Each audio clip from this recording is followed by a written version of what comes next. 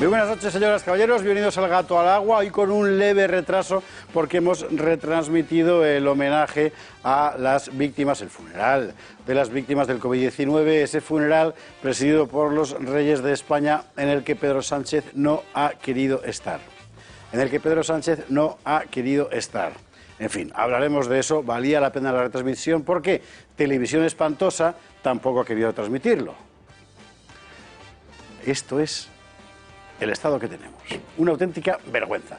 En fin, esta ha sido la causa del retraso, pero no se va a acumular demasiado. Usted sabe que este primer tramo del programa siempre lo dedicamos a los consultorios. Hoy toca consultorio jurídico con Jesús Trillo, que se quedará después a la tertulia, donde vamos a hablar de muchísimas cosas, del último de Podemos, por ejemplo.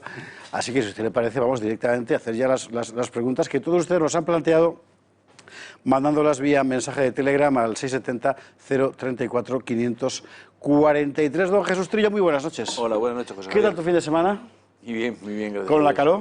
Con la calor, pero ha sido un tiempo magnífico, en mi opinión. Ha hecho un tiempo, es que es de Cartagena, es que Jesús Trillo es de Cartagena, claro. Para ti 40 grados es un... Bueno, yo estaba al aire libre y tal, y con una piscina, y por tanto, pues la verdad es que... Amigo no puedo mío, dejarme. Eso no... Como en casa de Pablo Iglesias.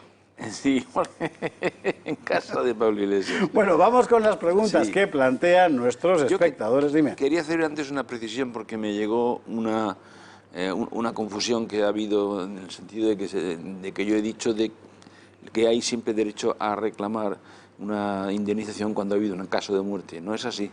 Es decir, en el caso de muerte, siempre que el caso de muerte se haya producido como consecuencia de un error de diagnóstico, de una mala atención, de un contagio nosocordial, de falta de EPIs en el caso de los médicos, etcétera. Pero no es la norma general que aquí venimos diciendo, que es una indemnización de daños y perjuicios patrimoniales, que no morales, patrimoniales como consecuencia de la declaración del estado de alarma. No la muerte como consecuencia del COVID, sin perjuicio de la negligencia médica y del funcionamiento del sistema sanitario, que por supuesto, lo hemos hablado también aquí varias veces, también va por vía de responsabilidad patrimonial, pero en el caso en el que haya una negligencia médica y se pruebe pericialmente. Perfectamente aclarado. Bueno, pues vamos con la primera pregunta, que va por la cosa patrimonial, si no me equivoco. Y dice así. Este, además, es un clásico, ¿eh? Lo que pasa es que introduce un factor nuevo. Tenemos varios locales de negocios en un centro comercial cuya titularidad es del ayuntamiento. ¿A quién debemos reclamar? Claro, porque el ayuntamiento puede tirar el balón para afuera también. Sí.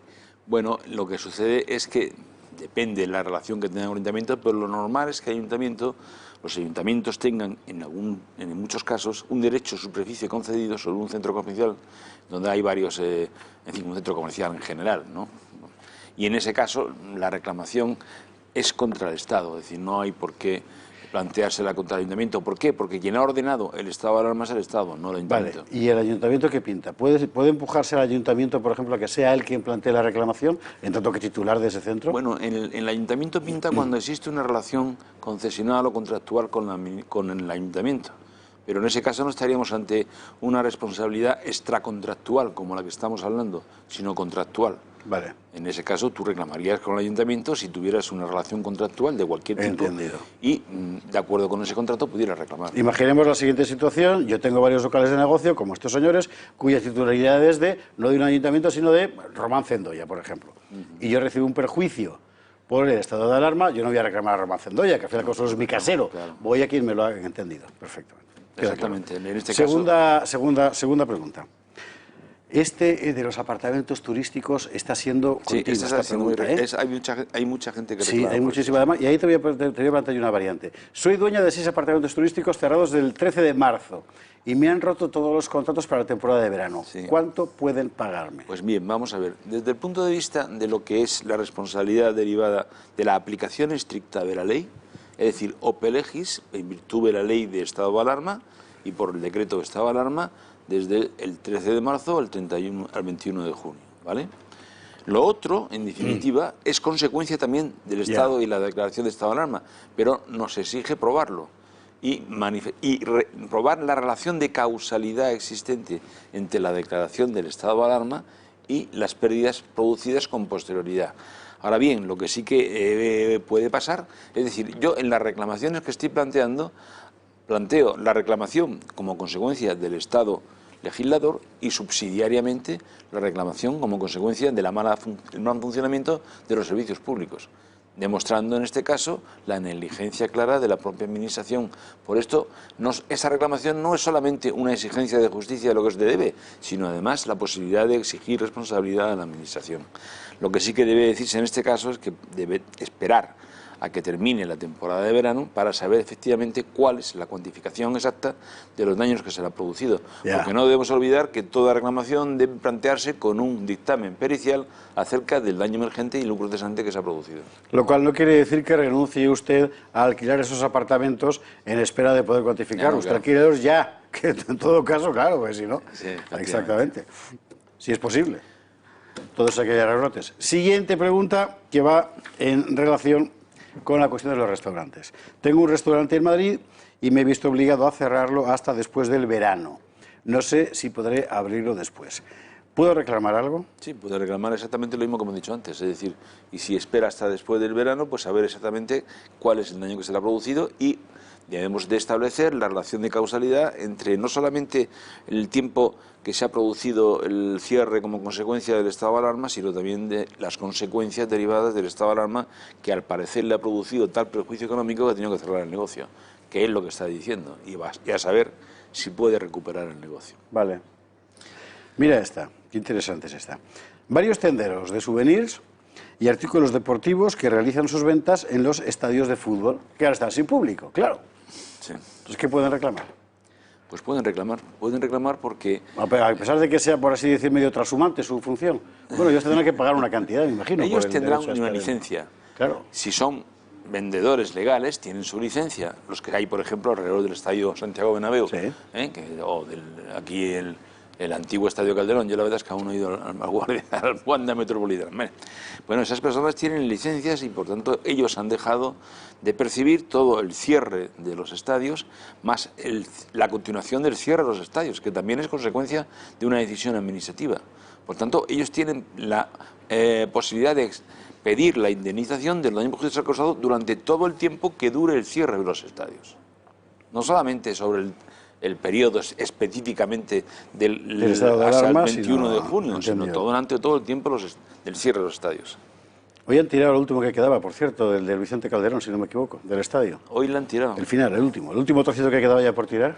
Es que claro, por ahí pasó mucho con el coche, por la M30 y tal, y la verdad es que era una cosa un poco impresionante, ¿eh? De repente veías cómo se iba cayendo. Yo luego la más que lo he visto de lejos, pero no está nunca dentro de mí. Pues es el típico, ¿sabes? La típica manifestación del Sic Transit Gloria Mundi. Efectivamente. Es como se va cayendo todo aquello, en fin. Además, tantas tardes de gloria ahí para los atléticos. Y además el cemento. Antonio Alonso Timón y compañía, en fin. Bueno, siguiente pregunta. Vamos allá. Tengo una librería de segunda mano. He tenido que cerrar. Ahora no compra nadie por miedo al contagio. ¿Cuánto puedo reclamar? Aquí se añade un elemento también, que es la alerta oficial sobre el propio objeto de venta. Claro. Porque te lo están vetando. Claro, te están diciendo, mira que se pega el virus en el libro. Claro, efectivamente. No estamos hablando solamente de una librería normal y corriente, sino una librería de libros de segunda mano, lo cual le ha perjudicado mucho más, ¿no? En este caso está claro que debemos hacer lo mismo que antes. Es decir, él evidentemente tendría derecho a reclamar el tiempo de la duración del estado de alarma, pero además lo que le dure y lo que haya producido comparando con épocas anteriores. Ahora bien, eso es exactamente, bueno, podrán discutirlo, esta segunda parte podrán discutirlo. Lo que tendremos que hacer es diferenciar los dos momentos y los dos prejuicios de manera diferente. Sí, porque el segundo es muy difícil de cuantificar. El miedo al contagio, ¿cómo lo cuantificas? Claro, eso normalmente lo cuantificas por la bajada de la demanda. Pero también la bajada de los clientes y la facturación, al fin y al cabo. Pero ahora, eso, lo que tenemos que esforzarnos es en demostrar la relación de causalidad de una cosa con la otra, es decir, del estado de alarma con la... Perfecto. O si se quiere, más que del estado de alarma, de la falta de información, de transparencia y de buena información en relación con el contagio o no contagio con los objetos, etcétera, etcétera, que se ha producido, ¿no? Que, por cierto, ha sido así. Es decir, una falta de información y absoluta. Total y absoluta. Sí. Este personaje que sale ahora en las portadas del País, creo que Ay, te vas a reír hoy con lo que hemos hecho sobre el asunto, sí. En la tertulia hablaremos de la santificación de Simón, que ya es lo último, vamos. Simón el estilita. En fin, bueno, vamos con ello. Vendemos palomitas y bebidas junto a unas salas de cine. nadie viene, es la ruina. ¿Podemos reclamar algo? Eso mismo. Ojo a ese junto, ¿eh? Porque ¿qué quiere decir ese junta? O sea, está dentro de la sala de cine, es un puesto itinerante, provisional. No, debe ser el típico lugar donde se venden palomitas y bebidas en un centro de, por lo que pone, dice salas de cine, en un conjunto de salas de cine, ¿no? Un Kinesia o algo parecido, ¿no? En ese caso, pues lógicamente vas unido al cine y tienes posibilidad de reclamar de la misma forma que la propia sala de cine, ¿eh? Claro. ¿Y cómo demostrarlo? Pues haciendo una valoración clara de lo que se ha producido durante el periodo de cierre y lo que se ha producido durante el periodo de apertura. En el caso de esta gente, por ejemplo, en esa situación, que por así decir tiene un comercio pequeño subsumido en un comercio mucho más grande, ¿vale la pena ponerse en la estela del más grande, que con toda seguridad reclamará? Es decir, tú en el lugar de estas personas de las palomitas y las bebidas, ¿hablarías con la gente del cine para decirle, mira, como vais a protestar, yo me sumo con vosotros? Yo creo que sí, protestan los dos, va mucho mejor. Ahora, este es el problema. ¿Las grandes salas de cine van a protestar? No lo sé. Ya. Porque normalmente el negocio del cine hoy en día está muy encerrado en grandes, no sé si son multinacionales o nacionales, pero en fin, ya van quedando pocas salas, digamos, de carácter privado, pequeñas, sí, ¿no? Entendido. Última pregunta por el momento. Bueno, por el momento hay que decir por hoy, porque ya vendrán más. Tenía una concesión para instalar un chiringuito en la playa, pero aún no han decidido si puedo o no instalarme. ¿A quién reclamo? En este caso lo primero que tiene que reclamar es el chiringuito y por tanto la concesión y en consecuencia el ayuntamiento correspondiente. Es decir, lo que tiene que reclamar es que le restauren su concesión, que se le permitan abrir y que reanude su negocio. Pero aquí no puedes, ¿no? Él tiene la concesión para el chiringuito, aquí no puede reclamar lucro cesante porque no ha habido ni siquiera lucro patente. No, pero si él es titular de una concesión y aún no han decidido si puedo o no instalarme, eso no quiere decir que no tenga la concesión. Es desde el tiempo en el que le permite normalmente la concesión está establecida. Usted tendrá derecho a abrir el chiringuito desde que empieza la temporada, es decir, depende del lugar, pero en muchos sitios desde mayo, ¿no? Mayo incluso de la temporada de Semana Santa. Por lo tanto, probablemente él tenga una paralización clara como consecuencia del estado de alarma y tiene una paralización, es decir, una prohibición de no y una reclamación clara contra el ayuntamiento por no dejar instalar una concesión o una licencia que tiene ya sobre la puesta en marcha del chiringuito. Entendido. Son dos reclamaciones de dos tipos, pero vamos, tiene que hacerlas sin duda. Se queda Jesús Trillo con nosotros, porque ahora después de la pausa publicitaria empezamos con la tertulia. Román Cendoya, Nuria Bar, Fernando Paz y Jesús Trillo para empezar a destripar la actualidad. Póngase guantes, empezamos enseguida.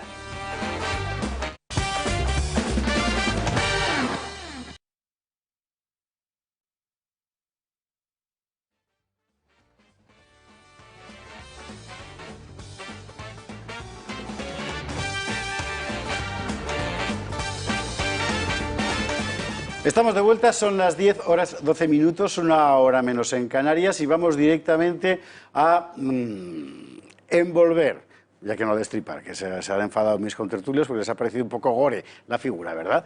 La actualidad. Y la actualidad hoy efectivamente está para empaquetarla. Titulares. Vamos a empezar por el principio. Que hoy clamaba Pablo Iglesias con que van a hacer lo que no está escrito para desalojarnos del poder. Bueno, vamos a contarles lo que sí está escrito. Y lo que está escrito es que Podemos inventó delitos, manipuló pruebas y mintió a la justicia. El caso Podemos Fiscalía, que aquí preferimos llamarlo así, y no caso Dina, cada vez es más escandaloso y explicaremos por qué. Iremos ya en esta recta final a las elecciones autonómicas. Veremos qué está pasando en Galicia, qué está pasando en el País Vasco en esta recta final de la campaña y veremos también que en todas partes se coinciden destruir a Vox. Tendremos, por cierto, al candidato de Vox en la Comunidad Gallega, a don Ricardo Morado. Vamos a ver qué ha ocurrido en ese homenaje en la Almudena a las víctimas del COVID-19 con Sánchez ausente. Usted lo ha podido seguir a través de la señal del Toro Televisión. Televisión Espantosa también ha ignorado la ceremonia, nosotros la hemos contado y vamos a hablar un poquito de este gigantesco sinsentido del desprecio de Estado a las víctimas de la pandemia. Hablando de sinsentidos, vamos a examinar el fenómeno del Simón Superstar. Pero la izquierda ha fabricado una campaña mediática de mitificación de Fernando Simón, al que quieren convertir en una especie de icono pop. Una cosa realmente lamentable, a la que sinceramente no sé cómo este hombre se presta. Yo no sé si es que el virus le ha afectado, en fin, yo qué sé. Hablaremos de la cosa. Hablaremos también del rebrote del coronavirus. Ya hay confinadas comarcas enteras en Cataluña y Galicia. Ojo, los casos en general son menos graves, e incluso mucho menos graves. Eso hay que decirlo así. Mañana hablaremos muy específicamente de la cuestión médica del asunto, primero con el doctor Burgueño y después con el doctor Soriano. Pero esto será mañana, que dedicaremos muchos minutos a la cuestión. Hoy vamos a contar la información y a ver, en fin, a ponerla en su sitio. Vamos a poner en su sitio también a los chinos, que todo el mundo está callando sobre este asunto. Es que China acaba de confesar que desde 2012 almacenó en Wuhan un virus similar al de la COVID-19. Lo han confesado los chinos. Aquí lo han contado los periódicos. ABC y Rebelión en la Granja, y me parece que nadie más. Al mismo tiempo que el régimen detenía al disidente Xu Shangrun, que es pronúnciese como se pronuncia, ¿verdad?, que es uno de los pocos que acusó abiertamente al gobierno chino de haber manipulado la pandemia con una pésima gestión. Bueno, pues está detenido en vísperas de la visita de inspección de la OMS, ya me contará usted, al país. Bueno, esto es lo que hay. Ahora, por cierto, un saludo muy cariñoso a esos medios de comunicación que dijeron que aquí habíamos inventado un bulo por contar que la RAI, haciéndose eco de un artículo de una publicación científica anglosajona, contó que en China habían fabricado un virus, etcétera. Bulo, es un bulo. Mira, bulo... Me callo. En fin, sí, vamos para allá. Bulo es como se dice burro en chino, ya sabe usted. En fin. Y todo esto lo veremos con nuestros contertulios de esta noche, que son don Román Zendoya. ¿Cómo estás? Muy buenas noches. Muy bien, muy buenas noches. ¿Todo bien? Todo bien, ¿no? Como siempre, ¿eh? Qué mentiroso es. No, sí. El funeral... ¿Tú has visto qué panorama? ¿Cómo que sí, todo bien? Sí, o sea, vamos a ver, degenera adecuadamente. Es como Sí, los no, niños. Es que es muy adecuadamente. importante que degenere adecuadamente. Ya. Para que haya cambios luego. Pero primero hay que degenerar. Y estamos degenerando adecuadamente. Pues degeneraremos más todavía, Sí, me da sí, la queda impresión. mucho. Eso se parece mucho a lo que acabas de explicar en Inmensa Minoría, Fernando Paz con Menéndez Manjón. Por cierto, Fernando, muy buenas noches. Buenas que según salía de tal, se ha colocado aquí. Qué magnífica entrevista y qué interesante el asunto, ¿eh? Está muy bien contado lo que pasa en Rusia y por qué pasa lo que pasa. Bueno, hemos intentado Sí, señor. desentrañarlo a la luz de lo que, en fin, la población española viene recibiendo como información, que es algo verdaderamente tan absolutamente sesgado acerca de Putin, que al final acabas por no entender nada. De bueno, ¿y cómo es posible entonces esto? No? Y bueno, pues hemos tenido un ratillo con José Menéndez Manjón, que es un personaje verdaderamente conocedor de lo que sucede en Rusia y de su historia y su actualidad, para intentar Ya lo creo. iluminarlo. Muchísimas gracias. Doña Nuria Val. Muy buenas noches. ¿Qué tal? Hoy con las pilas cargadas, o sea que voy a dar... Y antes de que os riáis de mí, tengo que despolitizar este color y yo me he sumado a la causa, con lo cual... ¿Por qué? ¿Por qué hay que despolitizar este color? Porque es muy bonito para que luego lo lleven los nazis. Que no, que esto no es de nazi, hombre. Joder. Pero para que Que veas tú no. lo que tiene que uno en la cabeza. Yo Pues estaba Román acordándome de... enseguida que me ha visto... No, pero ya porque lo ha Román dicho, vive en la ya lo ha política. dicho, ya está. Pero yo estaba pensando en Molière. Y tú estás pensando en Molière. Es que Claro. la suma de los dos horrores. Es la suma de los dos Exactamente. horrores. En fin. Molière y los nazis. Ya. Vamos. Nuria, muchísimas gracias. Muy buenas noches. Y don Jesús Trillo, que se reengancha después del consultorio jurídico sobre la COVID-19. Muy bien, buenas noches. Vamos a empezar por las enfermedades, ¿te parece? Por lo que tenemos de nuevo sobre el rebrote, es lo que a todo el mundo le preocupa. Bueno, vamos a ver, vamos a contar exactamente no. O sea, exactamente cómo estaba hace un par de horas, porque seguro que ha cambiado algo el paisaje. Pero bueno, lo que tenemos de información objetiva de los rebrotes. Ante todo, basta de pánico, por Dios. Es decir, el prójimo no es tu enemigo. No pasa nada. Si a usted le molesta estar con gente sin mascarilla, pues le dice, oiga, póngase la mascarilla, o usted se va, o si es en un CEP, pues la gente se marcha, yo qué sé. Pero es que hay un ambiente como de delación, ¿verdad? En fin, del delincuente, pues del criminal político ciudadano, una cosa terrible. Vamos a ver, los rebrotes cómo están y con qué grado de gravedad, que es lo más importante. Vamos a verlo. Los rebrotes protagonistas de este primer lunes de julio. El Ministerio de Sanidad asegura que en España hay en torno a 60 focos de contagio sin cerrar en 15 comunidades autónomas, ahí lo ven, de los cuales una decena preocupan al departamento que dirige Salvador Illa. Este fin de semana se han decretado los 2 primeros confinamientos masivos en 2 áreas donde casi 300.000 personas viven cercadas. Uno en la comarca del Segrià, en Lleida, y en Amariña, Lugo. La Generalitat decidía el sábado poner en cuarentena durante 15 días a la comarca tras el rebrote, y la Xunta de Galicia también toma decisiones, les confina durante 5 días. Ambas decisiones tomadas por los gobiernos regionales están respaldadas por el auto de un juez de guardia, y es que ahora son las comunidades autónomas las que deben gestionar, decidir y resolver los baches que van apareciendo junto con el Ministerio de Sanidad para controlar la epidemia. Pero ¿cuál es el número mínimo de casos para decidir un confinamiento o para acotar una zona?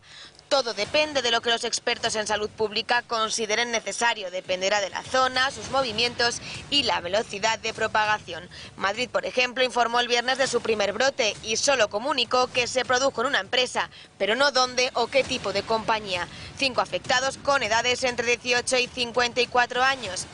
En 4 comarcas de Huesca se ha optado por un retroceso de fase, y es que el fin de semana nos ha dejado un panorama bastante alarmante, donde tan solo Asturias y La Rioja quedan libres de repuntes. Hay un primer rebrote en Cantabria, el País Vasco registra también 2 focos en Bilbao y Vitoria, Navarra tiene 21 casos nuevos, Valladolid los tiene en un hospital, y en Fuerteventura 70 inmigrantes en cuarentena tras llegar en patera con varios positivos.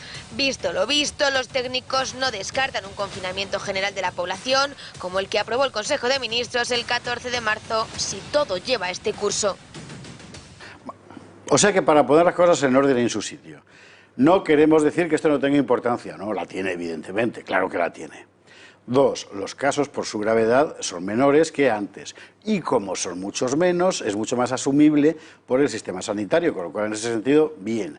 En tercer lugar, y es lo preocupante, todos pensábamos, y así había sido, que tanto por efecto del calor como de los rayos ultravioleta y mayor hora de exposición solar, el virus iba a menguar, pero se ve que ahí sigue, si es el mismo. Este es un poco un resumen de la situación. Pero estaba previsto que hubiera rebrotes, es decir, es una cosa, desde el mes de marzo a abril se hablaba de esta situación, de que se iba a dar y que es inevitable. Aquí la cuestión es que no venga una segunda gran oleada, por decirlo así, pero que vaya a haber rebrotes aquí y allá en razón del desconfinamiento, es una cosa natural. A mí sí me gustaría subrayar lo que has comentado tú antes, que me parece lo más grave de todo este asunto, más allá como es natural de los fallecimientos, y es el terror social que se está imponiendo y la división social de los... estamos divididos casi entre los de las mascarillas y los que no llevamos mascarillas. Una de las 2 Españas adelante del corazón, sí, una vez más. Es increíble. Y la insolidaridad entre territorios. Tremendo. Claro, ahora van los de Madrid están apestados. Vas a cualquier sitio, a tu tierra, por ejemplo, yo no soy de Madrid, yo soy de Cartagena. Pues ahora voy para allá y son los que vienen de Madrid a contagiarnos a todos, es decir... Y luego hay otro tercer aspecto, que es que sigue siendo la falta de control serio en los aeropuertos, que es lo que tienen que haber hecho desde el primer día, y nunca hicieron. No, en los aeropuertos, Jesús, cuidado, y están entrando pateras con gente absolutamente contaminada, que el gobierno además permite que terminen en sitios tan cercanos a la costa como Soria. Y han sido causantes la Balmoral de la Mata, efectivamente. O sea, sí. Y en Cáceres, efectivamente. Es decir, que hemos estado meses confinados para que ahora dejen pasar a los chinos y a los africanos que vienen sin ningún control. Lo que pasa es que, además, todo esto que vamos a vivir, para mí tiene un enfoque político de una gravedad extrema. Porque lo que se ha puesto en evidencia este fin de semana es la gran mentira del estado de alarma del gobierno de Pedro Sánchez y Pablo Iglesias. Resulta que en Lérida, 200.000, en Galicia, 100.000, se les confina, se les mete en casa, se toma la decisión de donde está el brote, encerrar a la gente, y no hay estado de alarma. Y el Congreso puede funcionar, y la gente puede salir a la calle y trabajar. Luego nos han estado 100 días estafando formalmente y políticamente en una mentira institucional mantenida por el presidente del gobierno con el palmero del este pop que ha creado ahora el Iván Redondo otra vez, que ya creó el PP Pop y casi desaparece de Euskadi, pues pobre futuro de Fernando Simón. Pero no, aquí yo creo que las consecuencias políticas son inexcusables. Y económicas, porque fíjate que yo sigo... Tú sigues, vamos, que no te has desconectado de tu momento... Claro, que vuelva el tema de la reglamentación, porque claro, de acuerdo con la ley de estado de alarma, a pagar. Usted declara el estado de alarma, pague. pero se ha demostrado que no hace falta ningún estado de alarma para confinar a la gente, para tomar medidas de protección contra el contagio. Claro. Lo que pasa es que la reforma política que ellos querían afrontar, de cambiar el régimen democrático a un régimen republicano, ese es el objetivo. Es que nunca han pensado en los muertos, nunca han pensado en los enfermos. Ellos, cuando coges el boletín oficial del Estado, ahora con distancia y perspectiva que tenemos, dices, aquí nos metieron esta, aquí nos metieron la otra, aquí nos metieron... Y ellos han utilizado la enfermedad, han hecho uso de la pandemia para instalar su agenda política. Son unos criminales. Yo, con lo de los aeropuertos, insisto, fui de los primeros periodistas que le dijo a la ministra de Turismo que por qué no hacían PCR ni a la entrada ni a la salida, cuando la semana pasada estuvo Sánchez en Mauritania, ¿os acordáis? Se tuvo que hacer la PCR a la entrada, porque si no, no le dejaban ¿En Mauritania? En Mauritania, o sea, ¿qué estamos haciendo? Mauritania, gran defensor de los derechos humanos, de los derechos de la mujer y de los derechos de los homosexuales, ya se sabe. Gran defensor, pues mira, se tuvo que hacer, pero es que hoy el gobierno belga... sacan de quicio estas cosas. Los pobres mauritanos son los que vienen en banderas luego. Hoy el gobierno belga ha pedido una cuarentena voluntaria a los que vengan de estas zonas, y la ha pedido, o sea, que ha hecho llamamiento diciendo a los que vengan de estas zonas de Cataluña y de edad, cuarentena voluntaria si viajan. Y hoy, que tampoco se dice, en la reunión de epidemiólogos Fernando Simones y todos estos de sanidad... Pero sí, es una reunión de moda de España. De moda, con camisetas sí, y bueno, sí, quitando las camisetas, hoy estaban hablando el gobierno y lleva alardeando bastantes días de la trazabilidad, que para todo ser humano la trazabilidad es conocer de dónde vienen esos casos y conocer incluso hasta el paciente cero, ¿no? Bueno, pues ahora, con lo de Cataluña, todavía no lo quieren decir, pero están asustaditos, porque de la trazabilidad se ha pasado al término transmisión comunitaria, que no lo quieren decir. Hoy lo ha dicho Alba Vergés, la de Cataluña, que es la consejera de Sanidad de Cataluña, que de trazabilidad quiere decir ¿qué quiere decir transmisión comunitaria? Que no saben dónde está el paciente cero, que todo se está masificando y que han perdido la pista de todo y que no saben por dónde entra el virus. Vamos a hablar alto y claro, ¿no? Bueno, pues está pasando eso en Cataluña y están algo preocupaditos. Pero si fueran independientes tendrían menos enfermedad. Lo han dicho tal cual, con independencia habría menos muertos. Sí. Hay que estar alienado, No, vamos a ver, ya sabes que una de las consecuencias de coronavirus es que afecta a las meninges, da ictus, infartos cerebrales. Pero esto estaban así antes de la COVID. Sí, no, pero es que ellos iban con el infarto cerebral de antes. Es una demuestra de que el COVID-19 lleva mucho tiempo en Cataluña. Bueno, yo ya digo que mañana vamos a dedicar un buen tramo del programa a hablar desde el punto de vista puramente médico, con el doctor Burgueño primero, con el doctor Soriano después, sobre este asunto y sobre algo que acaba de aparecer ahora, es noticia de hoy, y que a mucha gente le ha inquietado, que es la publicación de más de 200 médicos especialistas en la cosa, afirmando que el virus se contagia también por el aire, no solo por las gotitas de saliva y tal. Bueno, de todo eso hablaremos mañana para explicarle y poner las cosas en su sitio. Ahora vámonos a otra dimensión política y política y económica, muy importante del virus, que es la cosa china. Pero tal y como nos lo venden los medios de la mayoría, todos pensamos que, bueno, China está muy lejos, pero tan lejos como que nos ha metido aquí un virus, pero bueno, y que no tiene gran importancia saber si allí empezó el virus o no, porque al fin y al cabo esto ya está... No, tiene una enorme importancia, porque sus repercusiones en términos económicos y de política internacional son enormes, y para países cada vez más dependientes en su mercado exterior de China, como es el caso de Italia o de España, las repercusiones son también gigantescas. Por eso es tan importante la noticia de que China ahora confiese que desde 2012 almacenaba en Wuhan, en ese laboratorio donde no pasaba nada, ¿verdad?, un virus similar, eso dicen ellos, ya veremos hasta dónde llega la similitud, ¿verdad?, al del COVID-19. Esta es la historia que nos cuenta Cristina Ramos. Varios científicos chinos encontraron en el año 2012 un virus muy semejante al que ha provocado la actual pandemia mundial de coronavirus en una mina de cobre abandonada en Tongguan, al suroeste de China. La cepa, según se sospechaba entonces, estaba relacionada con la enfermedad y con la muerte de 6 hombres que sufrieron síntomas respiratorios similares a los provocados por el COVID-19. De todos ellos, 4 dieron positivo por coronavirus, mientras que los otros 2 fallecieron antes de ser testados. Desde entonces, esa cepa ha estado almacenada en el laboratorio de virología en Wuhan. Curiosamente, la ciudad china donde comenzó el brote de coronavirus a finales del año pasado. Pero, ¿por qué China ha ocultado esta información? porque no ha querido compartir públicamente los detalles sobre este virus, a pesar de su importancia como eje clave en la búsqueda del origen de la pandemia del coronavirus. Unas preguntas aún sin resolver y a las que los expertos sanitarios intentarán darles respuesta. Y respuestas tendrá que dar también el influyente disidente chino Zhu Zangrun, recientemente detenido tras acusar al gobierno de gestionar mal la pandemia de coronavirus. Los textos salieron a la luz en febrero y, tal y como ha indicado el gobierno, son provocativos y acusan a las autoridades de quedarse alegremente mirando mientras se perdía una oportunidad fundamental para contener el virus. Para el activista, la pandemia del coronavirus ha revelado el corazón podrido del gobierno chino, así como el vacío del inquietante estado que se ha mostrado como nunca antes. Pero el sueño dorado de Marlaska y el general Santiago es lo de China, por detener al disidente, ¿verdad? China es una dictadura comunista, hay que recordarlo permanentemente, con sistema económico capitalista, pero eso da igual. No es el sistema económico lo que dará la libertad, es otra cosa, es más bien al revés. En fin, bueno, en todo caso, ahí está planteado el asunto. Y a China le deja donde estaba, es que hay que recordar que China castigó a Australia con la suspensión de sus exportaciones por pedir una comisión. China no puede aceptar una comisión porque solo tiene dos soluciones: prueba militar errónea o atentado. No tiene más.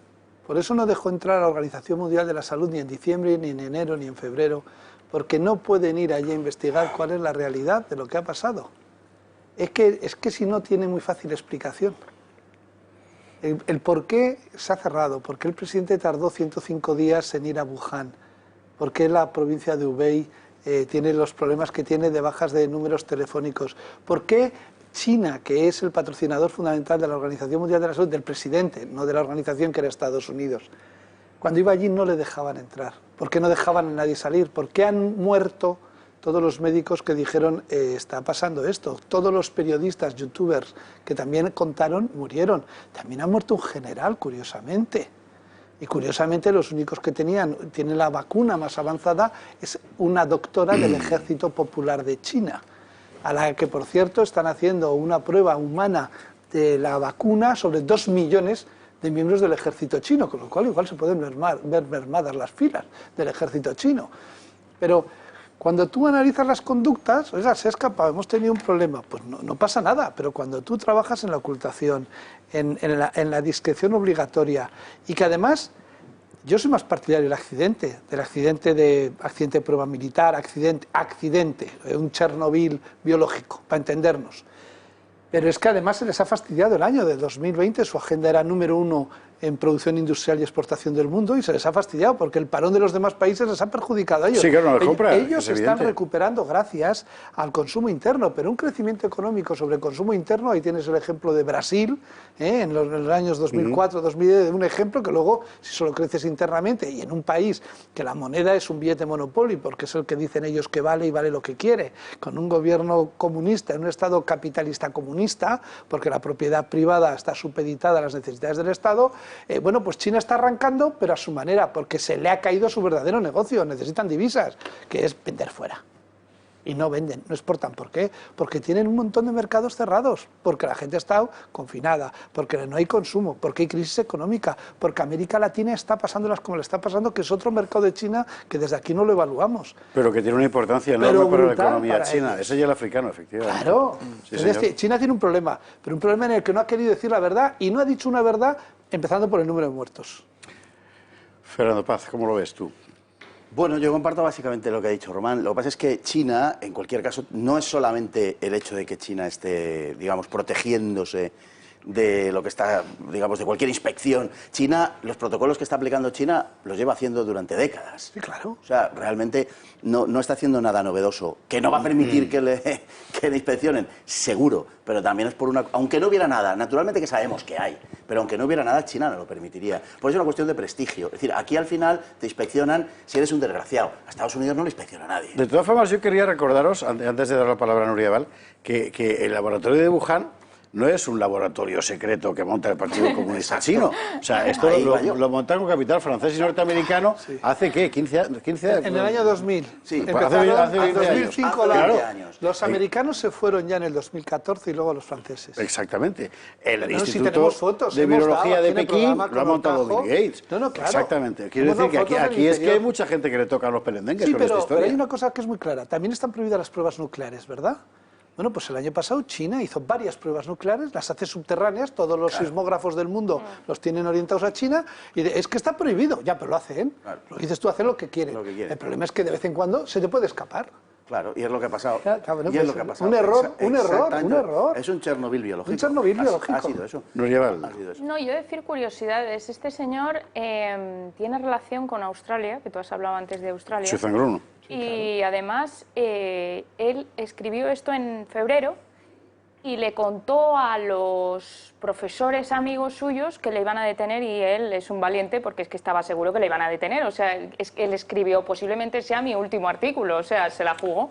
Y es profesor de la Universidad de Tsinghua, a ver si lo digo bien, que ahí es donde estudió Xi Jinping, el presidente, que estudió ingeniería civil, que no es cualquier tonto, ¿eh? O sea, No, perdona, los que están ahí tontos no tienen La una cualificación, o tío. sea, no es la clase política española, que no es Pedro efectivamente. Sánchez. Pero diciendo esto, que también en esa universidad, por cierto, da clases, que no sé si no lo sabéis, Pablo Isla. ¿Qué? Da un Me has máster dado un sobre- susto. ¿Y qué da un vas a decir máster- Pablo Iglesias? Me temía lo peor. No, No, Pablo- máster sobre sostenibilidad. No, a Pablo Iglesias. No. Bueno, sí, en ese régimen posiblemente pueden llamar a Pablo Iglesias. No, es un régimen inteligente. No lo sé. Es otro tipo de comunismo. El comunismo Otro tipo Pablo de Iglesias es el comunismo, latino. dejémoslo ahí. Es sí. muy funcional y acordar Bueno, yo lo que aquello voy a cuando decir- vino Felipe González, aquello de gato negro, gato blanco, lo mismo, así cazas ratones. Ahora, una sola cosa nada más. Yo estoy verdaderamente conmovido de la reacción unánime de la clase periodística y política española en defensa de la libertad de expresión de este hombre, del disidente chino. Es abrumador. Sí. Y bueno, lo que es curioso yo de todo Era, esto... era una ironía, ¿eh? Sí, sí. De todo esto hemos, en fin, leído especulaciones, oído especulaciones y tal, y nos pueden llamar conspiranoicos, todo lo que quieras, pero lo que es evidente es que el bicho sale de China, ¿no? Y eso está. Pero yo me he dedicado estos días, pues claro, mucho a la reclamación sobre esta historia y a estudiar muchos antecedentes, otras cosas. Me he tenido que meter también en los antecedentes sobre el tema en China, etcétera. Y he ido cogiendo, como siempre, tengo un vicio de los libros, cogiendo libros, toda referencia. Bueno, y te encuentras con que esta historia se ha escrito en novelas, por ejemplo, o en películas, Sí. sin ir más lejos. Hace poco Televisión Española, no sé, creo que era Televisión Española, o una de las cadenas de estas aláteres, emitió la película Contagio, de Steven Soderbergh, año 2011, en donde al final el bicho, el foco, se ve perfectamente en la última escena de la película, un murciélago que escupe sobre un cerdo, que lo recoge un cocinero chino y que lo transmite en un restaurante chino en China. Claro, esto... Esto no se puede contar a las 10:30 de la noche, no menos en Canarias. Y además- La gente está cenando, por Dios. o sea.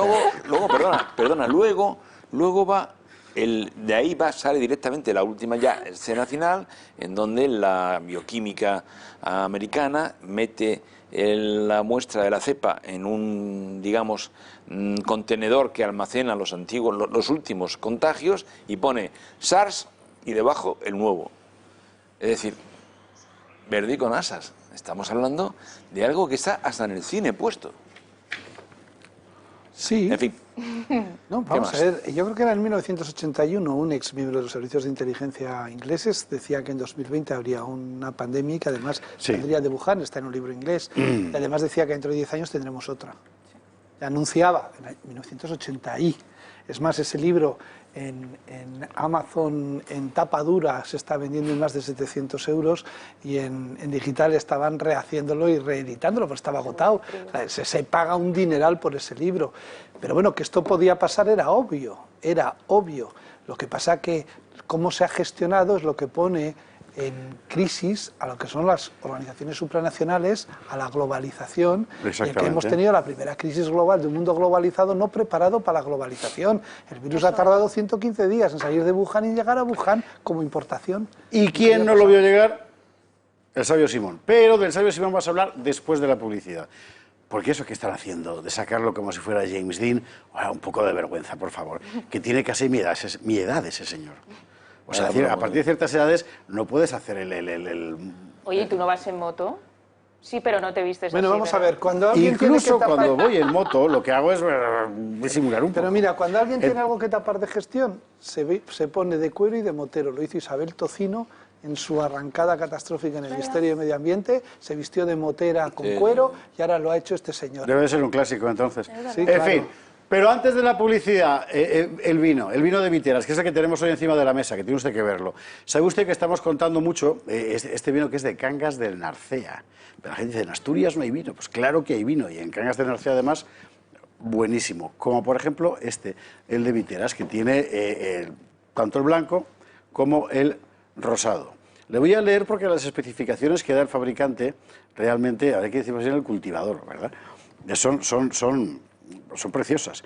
Viteras Blanco, un vino con gran riqueza aromática, con notas florales, y el Viteras Lucia, que es un rosado perfecto para esta época, eso ya le digo yo que sí es, si me deja remaciando yo no me quita la botella, refrescante y con aromas a frutos rojos. Bueno, hoy en el programa le ofrecemos una promoción especial, por tiempo limitado, con un descuento del 25% y envíos a la península incluidos. La caja de Viteras, 6 botellas de Viteras Blanco por 65 euros y 6 botellas de Lucia, o sea, del rosado, por 55 euros. Para que se deje usted sorprender por el vino de Asturias. Más información ahí en info@viteras.com. Y si de paso quiere pasar por Cangas de Narcea, va y lo prueba in situ. Y va usted a la librería Treito y se compra todo lo que tenga, que tiene cosas maravillosas. Cangas de Narcea es un sitio fantástico. Publi, y a la vuelta le contamos lo de la santificación de Simón, que ya es lo último que nos faltaba. Hasta ahora mismo.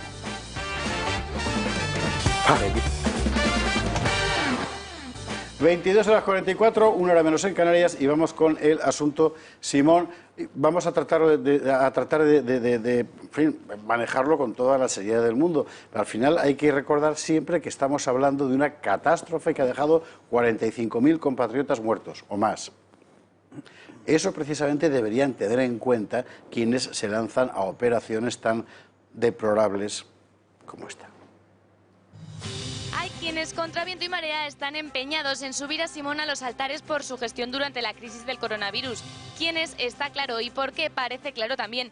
Y es que los medios izquierdistas pretenden blanquear la nefasta gestión de la pandemia limpiando el rostro visible de la misma.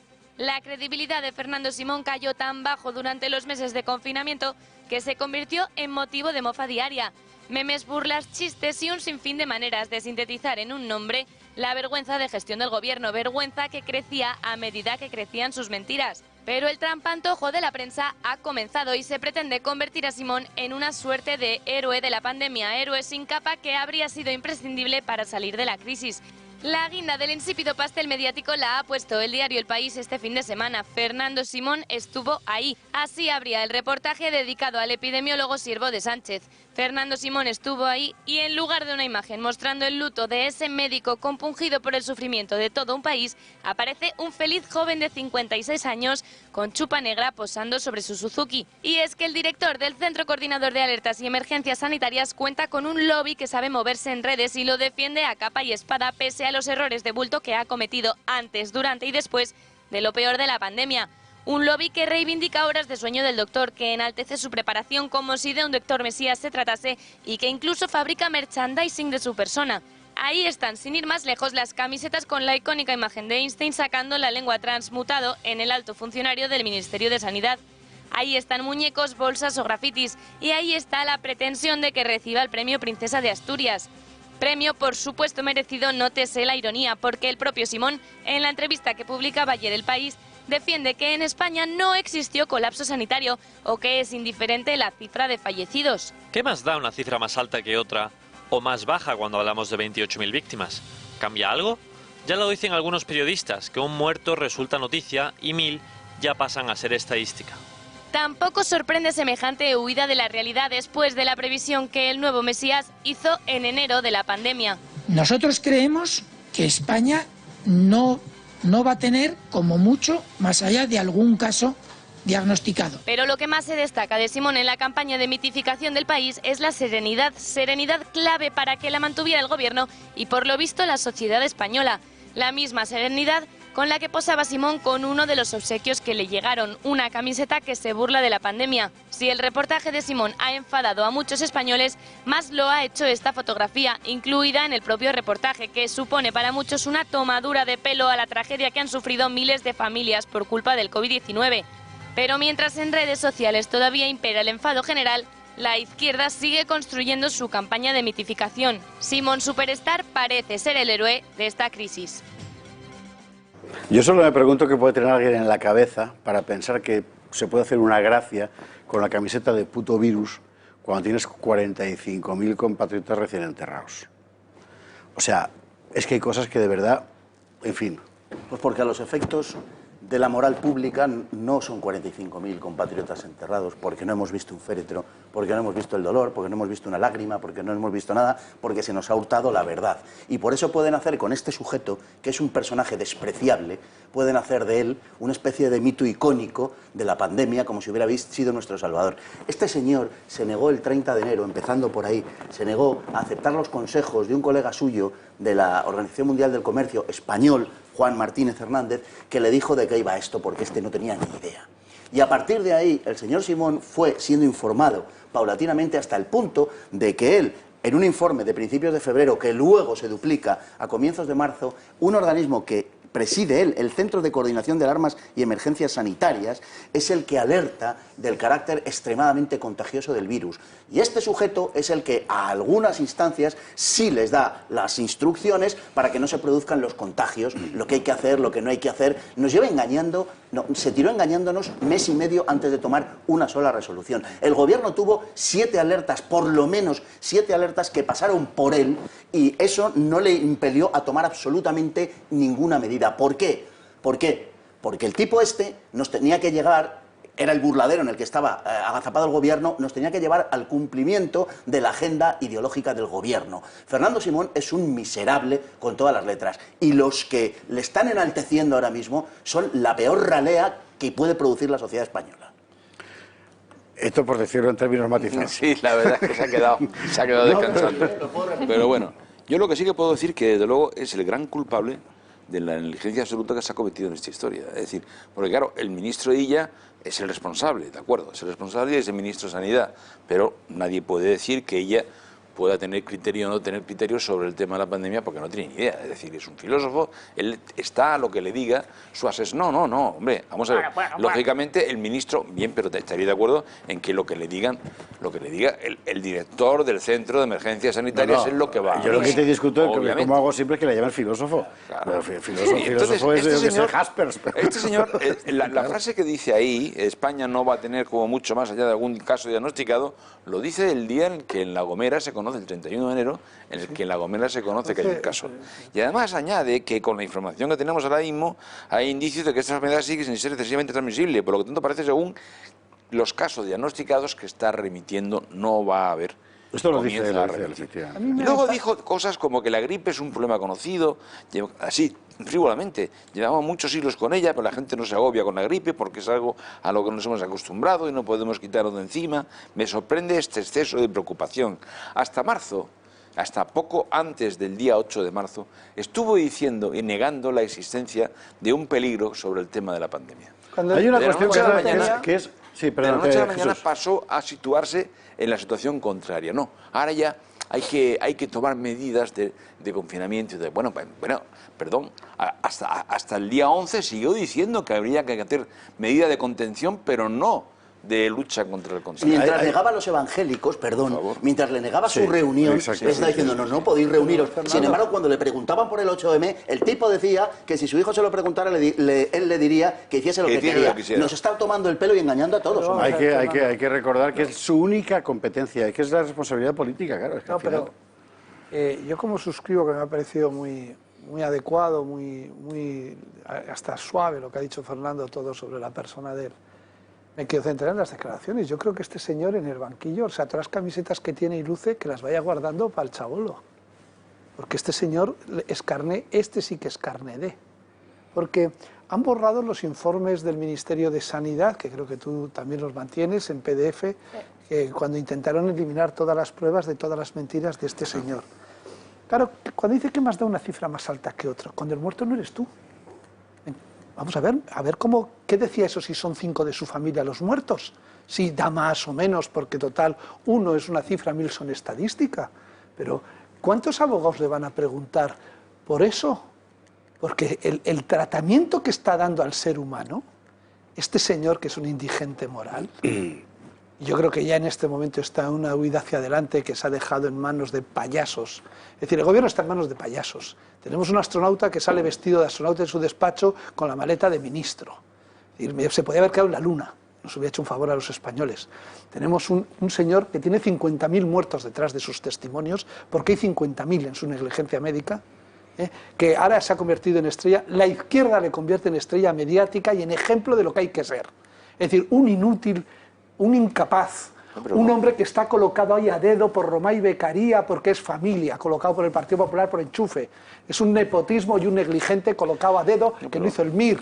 Es que, vamos a ver, es que este señor que es el héroe de la izquierda, es así, este es un señor de la familia de Romay Beccaria, el yerno. Pero, Román, al margen de todo eso... No, es que vamos a ver, aquí a los hermanos, a los primos y a los demás no se les deja trabajar, pero cuando el monigote es tuyo, porque lo han convertido ellos en un monigote y se ha convertido en un propagandista político, está pasado de propagandista moral en sus orígenes a propagandista político, a un portavoz de la mentira, con 50.000 muertos en su negligencia profesional. Nuria Val, esto es factoría Iván Redondo, la campaña. Hombre, después de este chapapote, a ver qué digo yo, porque me ha dejado el pabellón muy alto. Que sí, esto es factoría Iván Redondo, pero es que no nos estamos dando cuenta de una cosa. Primero, matizar que todavía estoy echando de menos, y volveré a insistir, soy la pesada que va a Moncloa y pide el informe de las residencias. Todavía no sabemos el número total de fallecidos y qué es lo que ha pasado en todas las residencias de toda España. Hoy le han preguntado en la rueda de prensa, una compañera de radio, creo, sí, y lo que ha dicho claro, es que él no es quien tiene que dar esos datos. Claro. Es decir, los tiene. Sí, pero que él no es quien tiene que darlos. Que los tiene. Entonces, pero es que, te voy a decir una cosa, claro que los tienen. Y cuando el primer día que nos dijeron que no los tenían, en un informe internacional vimos un dato. Y dijimos, como no se les cae la cara de vergüenza que a estos les han dado el dato. Sí, aquí lo hemos contado, y efectivamente. a nosotros nos dicen que no lo tienen, pero ¿esto qué es? O sea, que aún hay informes por sacar, que aún hay cosas que contar, y yo insistiré toda la vida en qué ha pasado en las residencias, porque es una vergüenza que ese informe lo quieran, como a mí me dijeron en privado, lo quieran sacar en septiembre. O si acaso a partir de septiembre. Cuando ya haya pasado, claro. Cuando ya haya pasado todo, cuando pues el otoño Pero, viene calentito, Nuria, si es de empleo, de trabajo, si de es que, todo. Si es que es muy revelador. Cuando él dice que la cifra da igual, es evidente que él lo que está pensando es en términos políticos. Claro que en términos políticos dan igual 28.000 que 39.000, da lo mismo, no son más que números y el papel lo aguanta todo. La diferencia, efectivamente, son 11.000 muertos de diferencia. 11.000 seres humanos y 11.000 personas que han fallecido, que han muerto. 11.000 personas que han ocultado sistemáticamente desde el gobierno. Y que, hay que decirlo todo, la oposición también ha sido absolutamente incapaz de poner el foco sobre este asunto cuando es un auténtico escándalo sin precedentes en el mundo. Es decir, lo que está pasando en España no pasa en ninguna parte del mundo, en términos sanitarios ni económicos. El desastre, la catástrofe es completa. Y no se trata de ponerse apocalíptico, sino de reflejar la verdad, una verdad que nos están robando. Es decir, que él revela con esa actitud y con ese mensaje, lo que revela es que le da igual, que no piensa más que en términos políticos. Vamos a ver, pero el caso grave de este señor, siendo totalmente objetivo y sin hacer, es seguir la secuencia de las actuaciones de la Organización Mundial de la Salud, las actuaciones del órgano europeo de emergencias, e incluso de la web del propio Ministerio de Sanidad y las comparecencias de este señor, de este caballero. Es que es infumable, es que va diciendo todo lo contrario, es que este señor es el responsable. Claro, es que esto que estamos diciendo aquí efectivamente es carne de cañón de tribunales, porque es que es increíble. Es de los que más querellas tienen junto a ella. Hay que seguir la secuencia y es escandaloso. Ahora te cuento, la factoría Redondo, del comportamiento de este caballero. Es que estamos en un partido de tenis, con lo cual estamos todos mirando a dónde va la pelota, que hacen con nosotros lo que quieren, todos mirando la pelota, pero es que lo que no se ve es que La estrategia Factoría Redondo es poner en la picota a Fernando Simón y a Illa, porque no hay personas más quemadas en España en estos momentos que Illa y Fernando Simón. A Illa se ha hablado y todo, que ha habido medios que han dicho que lo iban a colocar de sucesor de Miquel Iceta para las próximas catalanas para presentarlo de candidato. Me lo llevan al País Vasco, me lo llevan a Galicia y dicen que es un activo válido ahora y que está subiendo puntos y qué tal, todo esto hinchan la bola y la gente se lo cree. Y luego lo que pasa aquí es que ahora, ¡boom!, ya me preguntabas por bombas, ahora lo suelto. Sí que es verdad, y esta semana, hoy lunes, se ha hablado en Moncloa, y no me digan que es mentira porque es verdad, que el gobierno está pensando en reducir el número de ministerios o en hacer cambios para que Europa y a la Unión Europea engañarlos y para un poco plegar velas y reducir ministerios. Es que no se puede ir a pedir unos fondos no se puede ir a pedir dinero con 40 y la madre de ministerios. O sea, se están pensando en reducir a gente. ¿A quién quemamos? Bueno, pues vamos a quemar las naves primero. Ahí ya no, porque ahora se ha hecho íntimo amigui de Pedro, que te lo tengo que decir. ¿Tú sabías que cuando empezó la pandemia se vino a vivir al complejo de la Moncloa y eran vecinos? Y salía a correr por ahí Salvador Illa. Y compartían penas. Sí, vamos a ver. ¿Compartían penas? Compartían penas. Eso une mucho. Salían a pasear los dos juntos. Pedro, hay una cosa. ¿El que llama Pedro es el presidente Sánchez o es un...? Pedro y Salvador Illa. Sí. Son íntimos. Y Salvador Illa apuraba las llamadas del día y salía a correr de 8 a 9. Hombre, por supuesto, pero hay una cosa que es que vamos a ver. Iván Redondo, si piensa que con una campaña de imagen frívola, con 48.000 muertos detrás, con el dolor que ha dejado y la forma que ha tenido, van a arreglar este problema, lo lleva crudo. Pues hay gente que le seguirá votando. Y si piensa, por supuesto, imbéciles hay y tontos en todas partes, y descriteriados, porque esos son descriteriados. Pero lo peor de todo es que si cree el presidente de gobierno con un mando único y en un estado de alarma, que va a poder derivar las responsabilidades después de todo lo saló presidente, de todas las mentiras que nos contó él personalmente, que decía una cosa y la contraria, si analizas como ha hecho Jesús con las declaraciones de este señor, que también las tengo yo todas en papel una detrás de otra, pero coge las del presidente y se desmiente a sí mismo varias veces, va a tener que ir también, se le llamará, me imagino, a más de un caso, a que vaya allí a contar. Yo tengo mis dudas sobre eso, Román. No, otra cosa es que te lo concedan, pero ojo, pero que tienes ahí una versión oficial absolutamente falsa, que el señor Iván Redondo piense. Es que lo peor de todo es la soberbia del que piensa que los españoles son tan idiotas. Bueno, es verdad que habiéndoles votado mayoritariamente estos han demostrado que la idiocia Por cierto, que en materia de voto, mira bien, pero dejamos aquí el tema porque vamos al siguiente, que tiene que ver precisamente con las autonómicas. Están diciendo los que hacen las encuestas, el de GAT3, por ejemplo, que lo que está constatando es que hay una huida, una fuga, ya en las vascas y en las gallegas, del PSOE por la gestión de la pandemia, de en torno a 1 de cada 4 votantes, que es un palo serio, y Podemos más todavía, ahora lo veremos. Bueno, pero y veremos luego... ¿Pero dónde? Y vemos... En las gallegas y en las vascas. Pues no son los resultados que se están publicando. No te preocupes, pues las últimas encuestas que son las de además, es lo que dicen, el cambio de tendencia que veremos a finales de octubre, noviembre, va a ser... Bueno, pero cuidado, que se vaya un votante de cada 4 del PSOE, efectivamente, pero se están nutriendo, por ejemplo, el caso de Galicia, del derrumbe absoluto de Podemos, que se está yendo al BNG en parte, eso es verdad, y en menor medida también al PSOE, con lo cual el PSOE sale lo comido por lo servido e incluso se supone que incrementa 2 escaños. Fernando, el PSOE está viviendo de la demolición, es decir, en estas crisis se va al bipartidismo, primer movimiento a las estructuras, más país, más Errejón, ya han desaparecido, ya están todos en el PSOE. Parte de los antisistemas se han ido a la abstención, pues han visto que casta, Pablo el Pocero, ¿no? y su organización. Entonces, los otros han vuelto al PSOE como estructura de garantía de izquierda, pero eso... luego faltan los que están todavía manteniendo la expectativa de izquierdas porque piensan que la salida es en V, porque estamos en la nueva normalidad y esto se va a arreglar. Pero ya estamos ya a 6 de julio y hay gente que le dicen que igual empieza a trabajar en septiembre y empieza a preocuparse porque ve que otros trabajan pero que algunos no trabajan. Y la angustia de trabajaré empieza a ser muy grande. Es la cosa así. La salida en V o la salida en L, que me parece que es donde estamos. Esto es en L, pero en L con un pie muy largo, ¿eh? Sí. Nos vamos a la campaña de las gallegas y de las vascas. Es la última semana, estamos ya en recta final. El domingo tendremos programa especial en esta casa para contar la noche electoral con los primeros resultados. también los primeros trackings de sondeos que saldrán a eso de las 8 de la tarde. Y vamos a empezar a contarlo poniendo el foco hoy, primero, por supuesto, en un plano general, pero muy particularmente en algo que ha sido, digamos, el factor común. Y el factor común no es solo que quienes gobiernen ahora parece que van a seguir gobernando. El factor común es que todo el mundo está de acuerdo en destruir a Vox. Enseguida tendremos aquí también a Ricardo Morado, que es el candidato de Vox a las gallegas. Miguel Gutiérrez nos hace un panorama general y vamos enseguida con la entrevista. Las campañas para las elecciones autonómicas en el País Vasco y Galicia no se están desarrollando como deberían. Se está produciendo un silencio ante escándalos que no es aceptable.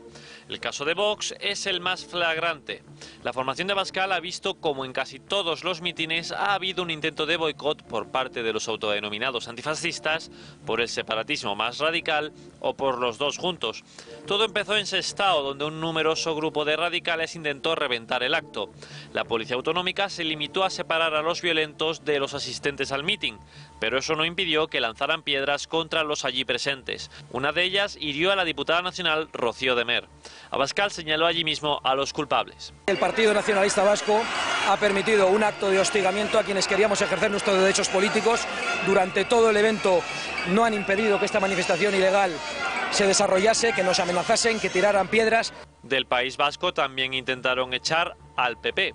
Fueron los populares a Zaldívar y allí los separatistas trataron de acabar con su libertad de expresión.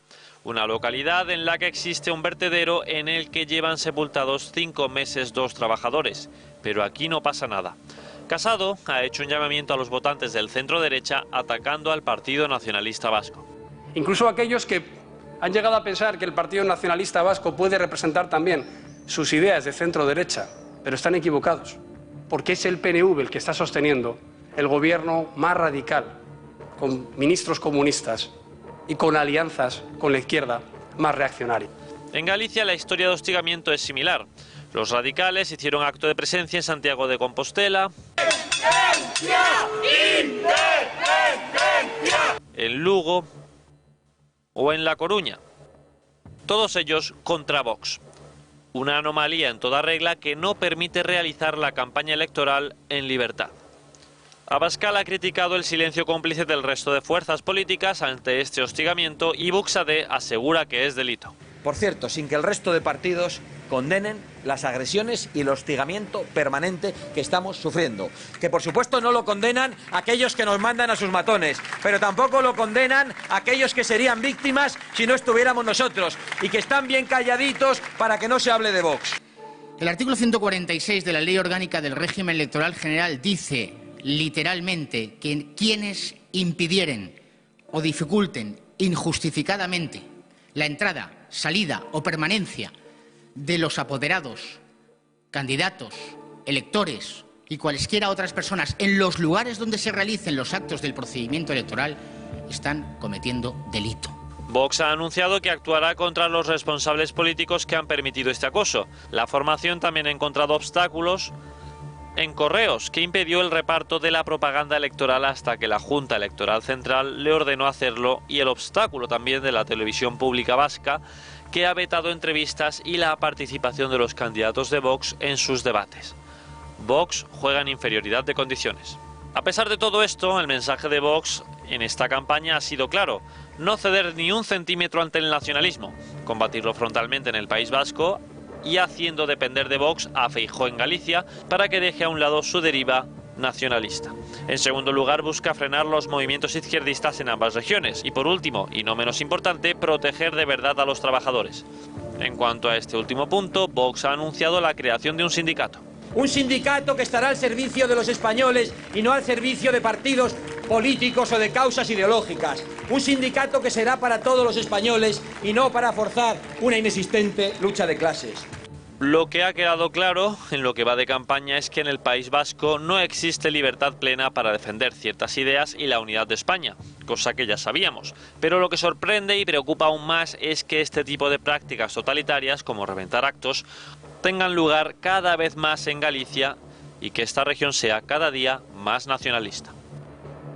Bueno, Panorama general. En días sucesivos iremos contando otras cosas, tanto de Galicia como del País Vasco, hasta ese programa electoral que tendremos el domingo.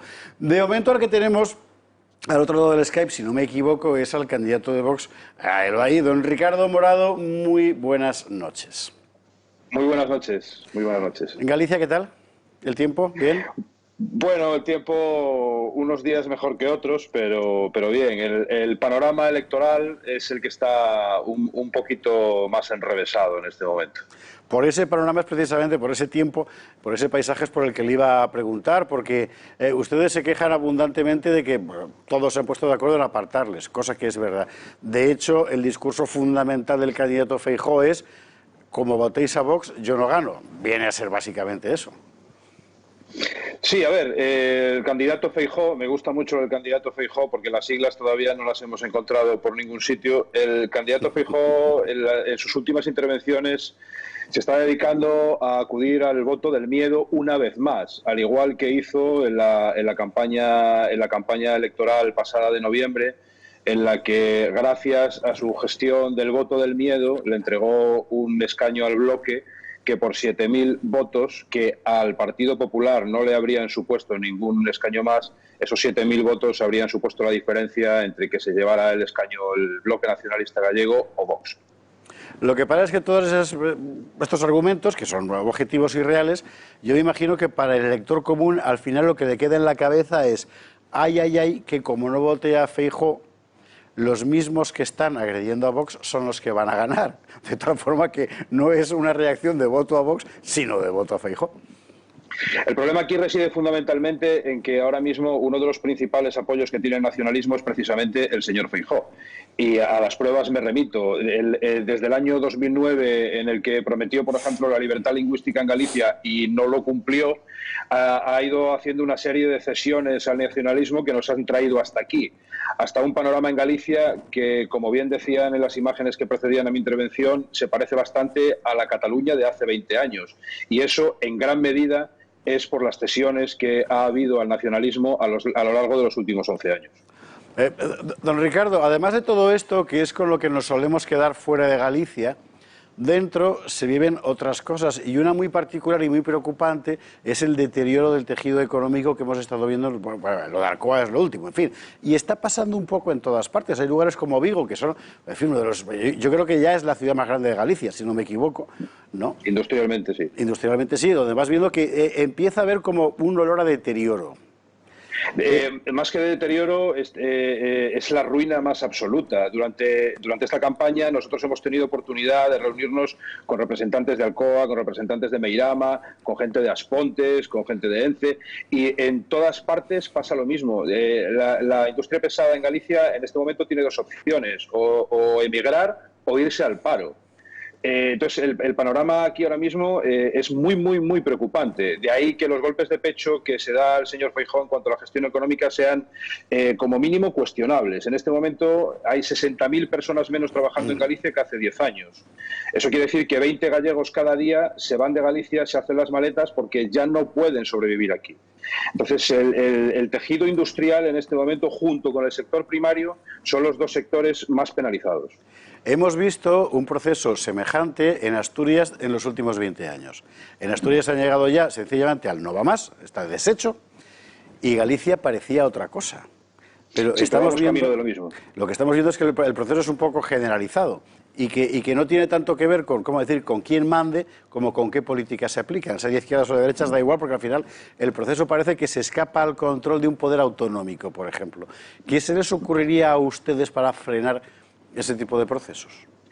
Desde luego, lo que hay que hacer es apoyar este tejido industrial. Lo que no puede ser es que haya representantes políticos que en un momento determinado cojan una pancarta para apoyar los intereses de los trabajadores que trabajan en la industria pesada y que, tal y como nos decían ellos mismos, en este momento ni siquiera les cojan el teléfono.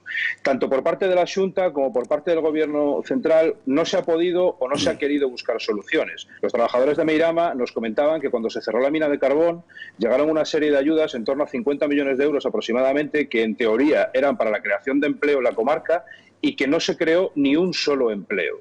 Yo creo que parte del problema viene dado de que todos los fondos que llegan a Galicia destinados precisamente a fortalecer las actividades de las comarcas que se ven penalizadas por el cese de actividad en el tejido industrial no se están invirtiendo correctamente. Desde luego, una de nuestras primeras intenciones en el momento en el que entremos en el Parlamento gallego, porque no le quepa a usted la menor duda de que vamos a entrar, digan lo que digan las encuestas, una de nuestras primeras intenciones es hacer una auditoría inmediata de en qué se está invirtiendo todo ese dinero. Don Ricardo, ¿nos hará usted un hueco el domingo por la noche, que ya sé que será complicado para el programa especial? No faltaba más. No faltaba más, por supuesto que sí. Muy bien. Por supuesto que sí. Tenga usted en cuenta que además de lo que nos está pasando en cuanto a la violencia en nuestros actos, el silencio que sufrimos por parte de los medios de comunicación, tanto en cuanto a lo que tiene que ver con esta violencia como en cuanto a cualquier acto que celebramos, está siendo también parte del ataque a la libertad política que no tiene precedentes en este país. Pues don Ricardo Morado, que terminen ustedes la campaña bien, que les dejen hablar, que es lo más importante al final, y es lo que se supone que se espera, ¿verdad?, en una democracia. Gracias. Y nos vemos el domingo entonces. Muchísimas gracias. Perfecto, muchísimas gracias, muy amables. Gracias, muy buenas noches. Bueno, la voz que en general no se puede oír en ninguna otra cadena es la de Vox en Galicia y también, por cierto, en el País Vasco. Hablaremos con más candidatos a lo largo de estos días. ¿Qué...? No, o sea, yo entiendo el discurso del candidato de Vox, pero en una campaña electoral las estrategias son legítimas. La apelación al voto del miedo, bueno, las hemos visto toda la vida y se repetirán toda la vida y todas las veces. Y además, pues, ellos tienen que plantear que tienen soluciones distintas y obviamente Feijóo, que ha abarcado, aparte del socialismo, a todo el nacionalismo gallego moderado y al centro derecha, les dice que si no vienen los rojos y vótenme a mí y funciona. Es que es un mecanismo que funciona. Bueno, pues esa es la realidad y eso son estrategias electorales en las que además, pues eso, Núñez Feijóo ha borrado sus siglas pues para abarcar más, porque ¿cuál es el objetivo de una campaña electoral? Sacar el mayor número de votos, porque la única forma que tienes de transformar la sociedad es desde el poder, no desde la oposición. Entonces, bueno, pues sí. Yo creo que ahí tiene Vox. Es el caso contrario, podemos decir, al de Andalucía, que es donde sacó los 12 diputados. Es decir, tú puedes meterte o bien porque no hay nada que hacer, iba a ganar Acordar o Susana Díaz, y entonces no había nada que hacer y la gente votó lo que le parecía, o porque no tienes nada que hacer, o porque va a ganar seguro el otro candidato. En este caso el mensaje es que Feijóo, además es verdad, tiene una horquilla muy grande, va a ganar de calle, y entonces lo que Vox tiene que decir es, mire usted, explicarlo muy claramente, lo más probable, dado el reparto electoral en este momento, es que si me votan a mí, no solamente no le quite un escaño al PP, sino que se lo quite a Podemos, que probablemente está en los restos del final. Por tanto, y es verdad lo que ha dicho el señor Morado, es decir, es que la última campaña de Feijóo lo que evitó fue que el nacionalismo gallego sacara un escaño menos y lo obtuviera en cambio Vox. En este caso probablemente no sea el BNG, seguramente el escaño sería a costa de un Podemos, por cierto, de un Podemos que se derrumba con el absoluto estrépito en los dos sitios, pero fundamentalmente en Galicia. Lo cual quiere decir que la riqueza de Pablo Iglesias y su mujer crecerá infinito, porque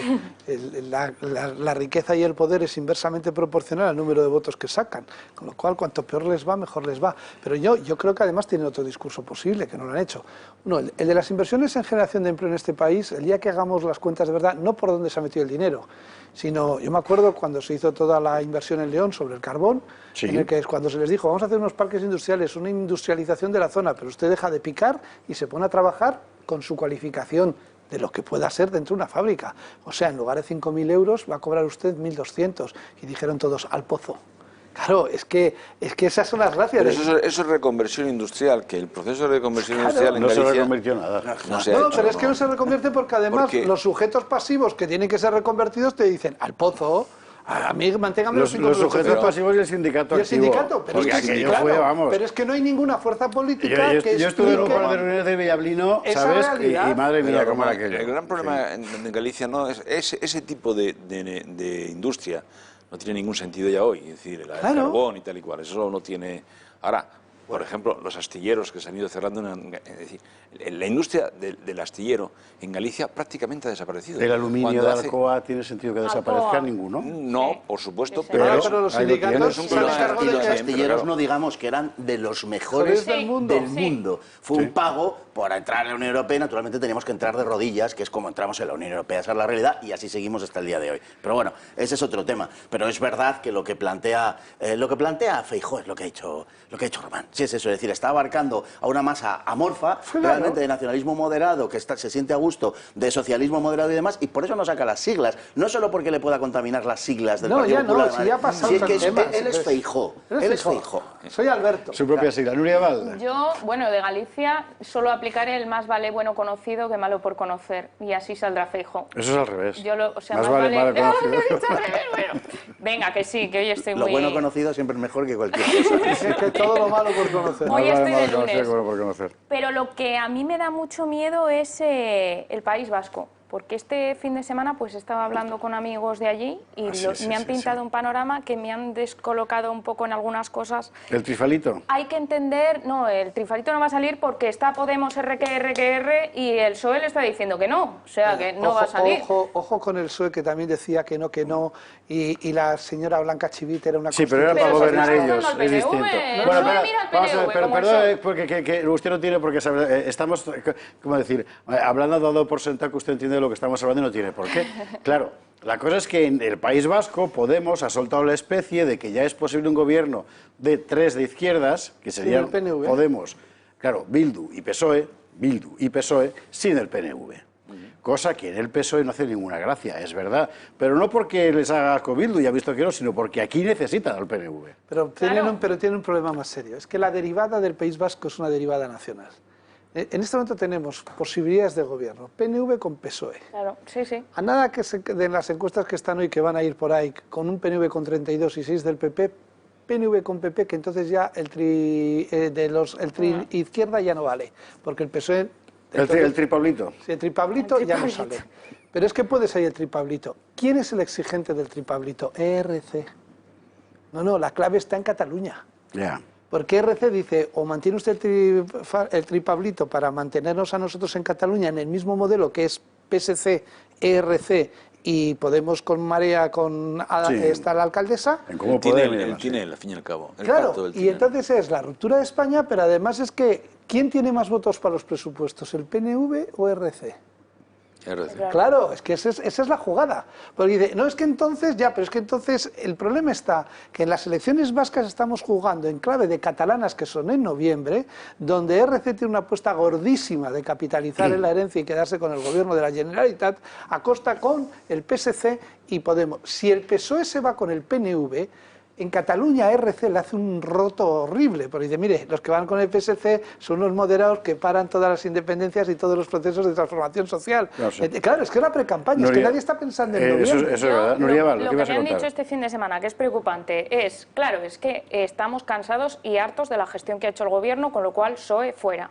¿Qué hay que entender al PNV? Me cuentan a mí. ¿Por qué hay que entender al PNV? Un partido que arranca concesiones de Madrid para facilitarnos la vida y que nosotros vivamos mejor, me lo han dicho así, te lo juro. Es que es así. Eso es sí, es que es así. Entonces, el PNV está creciendo como la espuma también a raíz del Partido Socialista por la gestión que ha hecho. Antes esto se lo comían, pero ahora no. Pedro Sánchez le ha dado todo lo que han querido y más a raíz de firmar los decretos del estado de alarma y han dicho, bueno, pues aquí el PNV. Luego Vox me dice que está visto como un partido incómodo porque crea crispación ahí, porque han venido a generar malestar y tal, todo por el miedo. ¿Por qué? Porque me dicen a mí que en los pueblecitos pequeños que aún hay miedo. Porque en el colegio está un tío, no del PNV, no voy a decir el partido, mirando a ver qué votan los vecinos, y eso es así, y me lo están diciendo. Hacen calegiras electorales, quedan en el frontón, todos ostensiblemente y hace tiempo que la derecha dejó de plantar cara permitiendo el adoctrinamiento, y así pierden las batallas y las guerras por la educación. Es lo que hicieron Borja Semper y compañía, pero no, vamos a ver. Pues ahora hay otra cosa que hay un discurso, que se quejan ahora a la derecha. El señor Bildu está haciendo un discurso de utilidad. Bildu intenta arrebatarle el liderazgo de quitarle a Sánchez con el PNV. Pero claro, pero es que está haciendo un discurso inteligente. Dicen, con el PNV llevamos 40 años en que solo se consiguen cosas para el PNV y la oligarquía vasca. Sí, claro. Con nosotros ahora, con el PSOE y teniendo una representación en Madrid, hemos conseguido que los familiares de los presos vayan en la pandemia a ver a los presos a las cárceles, que haya acercamientos, que haya escarcelaciones. La reforma Nosotros laboral. Trabajamos para los trabajadores y el pueblo vasco, mientras que el PNV trabaja para él y su oligarquía. Por eso el PNV estaba que quería matar a Pedro Sánchez con la derogación de la ley y con el intento de cerrar Euskadi 15 días enteros durante la pandemia, que había que cerrar 2 altos hornos que no se volvían a abrir. Señores, seguiremos hablando de la campaña que, como ve usted, tiene prolongaciones y proyecciones hacia la política nacional enormes, al margen de lo importante que es en sí mismo lo que pase en el País Vasco y en Galicia. 152 días con 2 señores enterrados por la magnífica gestión del PNV. Sí, señor. Vamos a hacer una mínima pausa para Publi porque a la vuelta hemos de hablar de lo de Podemos, de lo último. Que resulta que no es que a Dina le robara el teléfono a Villarejo, no. O sea, Dina y su novio pierden, o le roban, no se sabe, el abrigo en el IKEA de Alcorcón, que es una cosa como de mucho glamour. Y van a una comisaría de Alcorcón a denunciar el robo de los 2 móviles, porque resulta que son 2 móviles, de uno de los cuales, que es el del novio de Dina, que trabaja también con Pablo Iglesias, nadie ha contado nada. Lo ha contado Miguel Ángel Pérez en Libertad Digital. En fin, la cosa tiene muchísimo interés y enseguida iremos con ello. Para poder seguir contando estas cosas, usted ya sabe que nosotros hacemos encantados, pero necesitamos que nos ayude. Y la forma de hacerlo es el club de amigos, que lo hemos hecho para eso. Estando como estamos, es preciso comprometerse en la vida pública. Y la forma de comprometerse, una forma de comprometerse es el club de amigos, que permitirá que tenga usted una tele que sea su tele, que somos nosotros. 91-616-2464, llame a cualquier hora, que si viene de la oficina le devuelven la llamada y le explican cómo funciona. Además ahora tenemos lista en Instagram, que es eso donde las niñas hacen así, los labios y tal, pues en eso. Club de Amigos Toro TV, @ Club de Amigos Toro TV en Instagram, si usted quiere entrar por ahí, si no, el teléfono, el correo electrónico, la web. De verdad, es muy importante, porque después de todo esto que está pasando, aquí no va a sobrevivir más medio independiente que el que tenga el apoyo expreso de sus lectores, de sus espectadores. Todos los demás, pues van a acabar como se está viendo. Pausa para la publicidad y a la vuelta nos vamos con el caso Podemos Fiscalía, que así hay que llamarlo, y que es una auténtica vergüenza, se mire por donde se mire.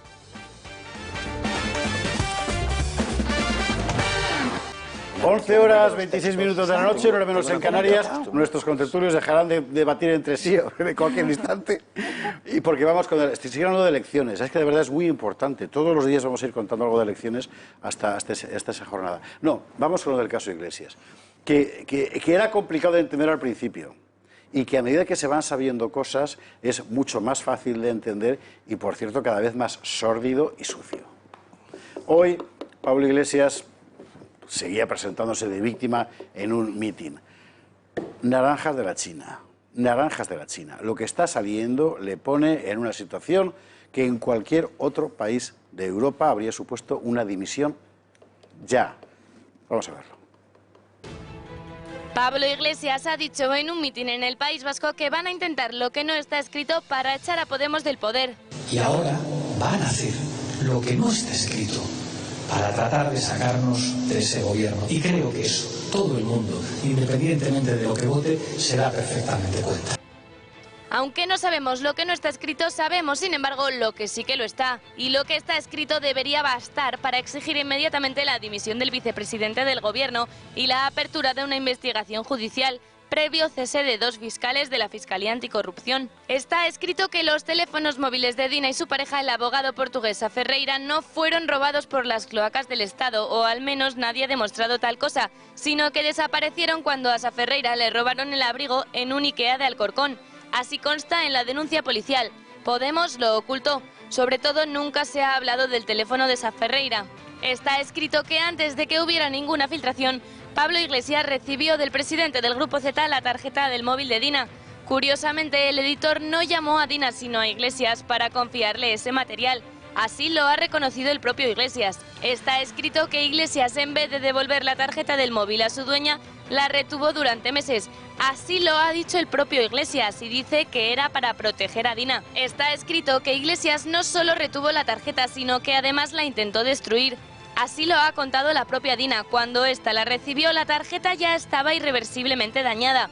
Está escrito que los abogados de Podemos desaconsejaron presentar el episodio del móvil como un robo de las cloacas del Estado.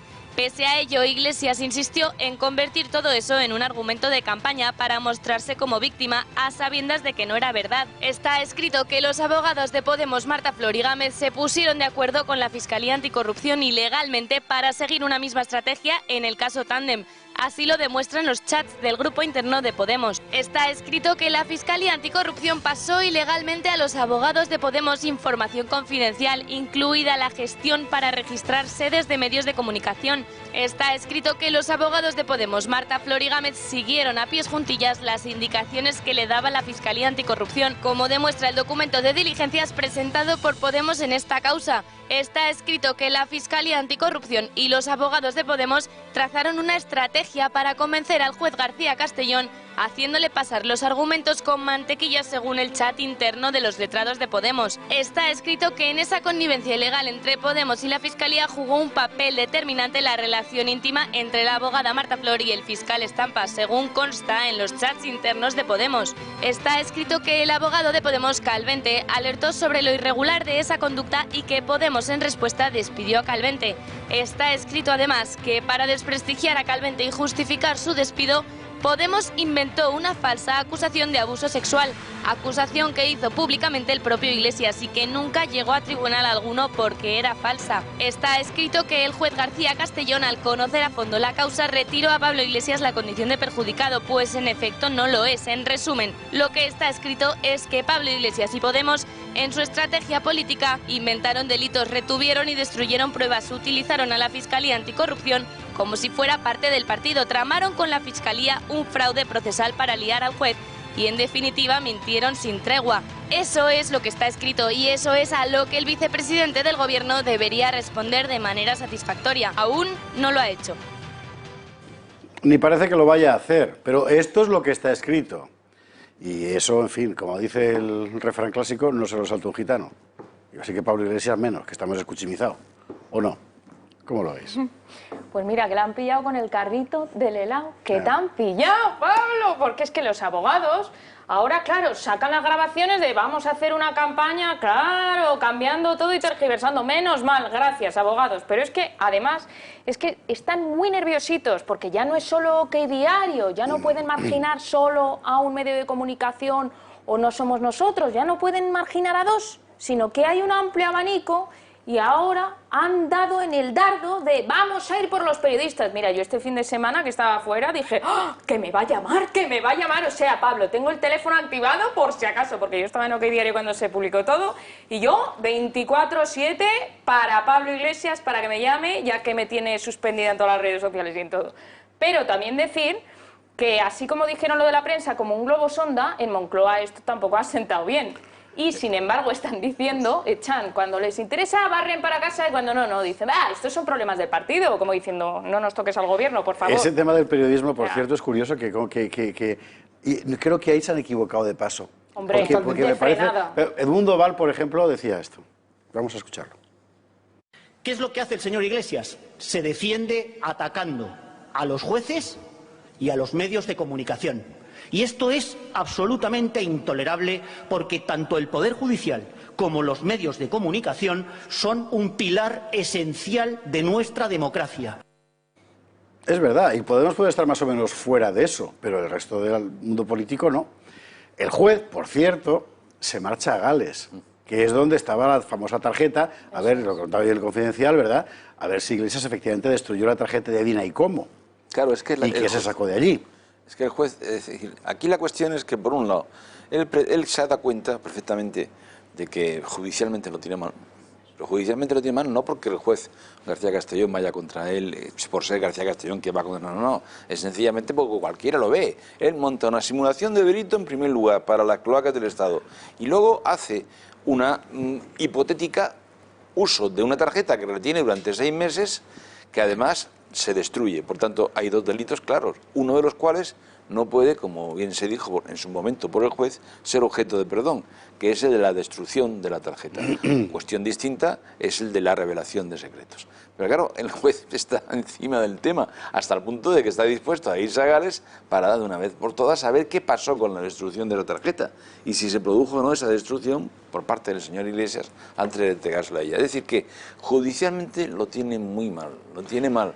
Y por tanto, políticamente, por mucho que él monte folclores y quiera organizar la comisión de investigación y meterse con Vallés y con Ana Pastor y no sé cuánto, ya encima se mete con los suyos, como quien dice, ¿no? Claro, a García Castellón además, yo me pongo en el lugar del juez Y debe tener un cabreo debajo de la toga, porque es que además estás viendo que los fiscales te querían torear. No, vamos a ver, yo creo que al juez lo que más le molesta, aparte de los delitos que tiene que hacer la instrucción, es el chuleo del que han intentado hacerle víctima. Y vamos a ver, aquí el caso Dina empieza con un Pablo Iglesias que va de marxista feminista. El sistema capitalista me persigue, yo aquí protejo a las mujeres, yo soy un feminista reconocido. Y curiosamente, con todas las declaraciones y todo lo que vamos sabiendo, lo que ha degenerado es un machista leninista.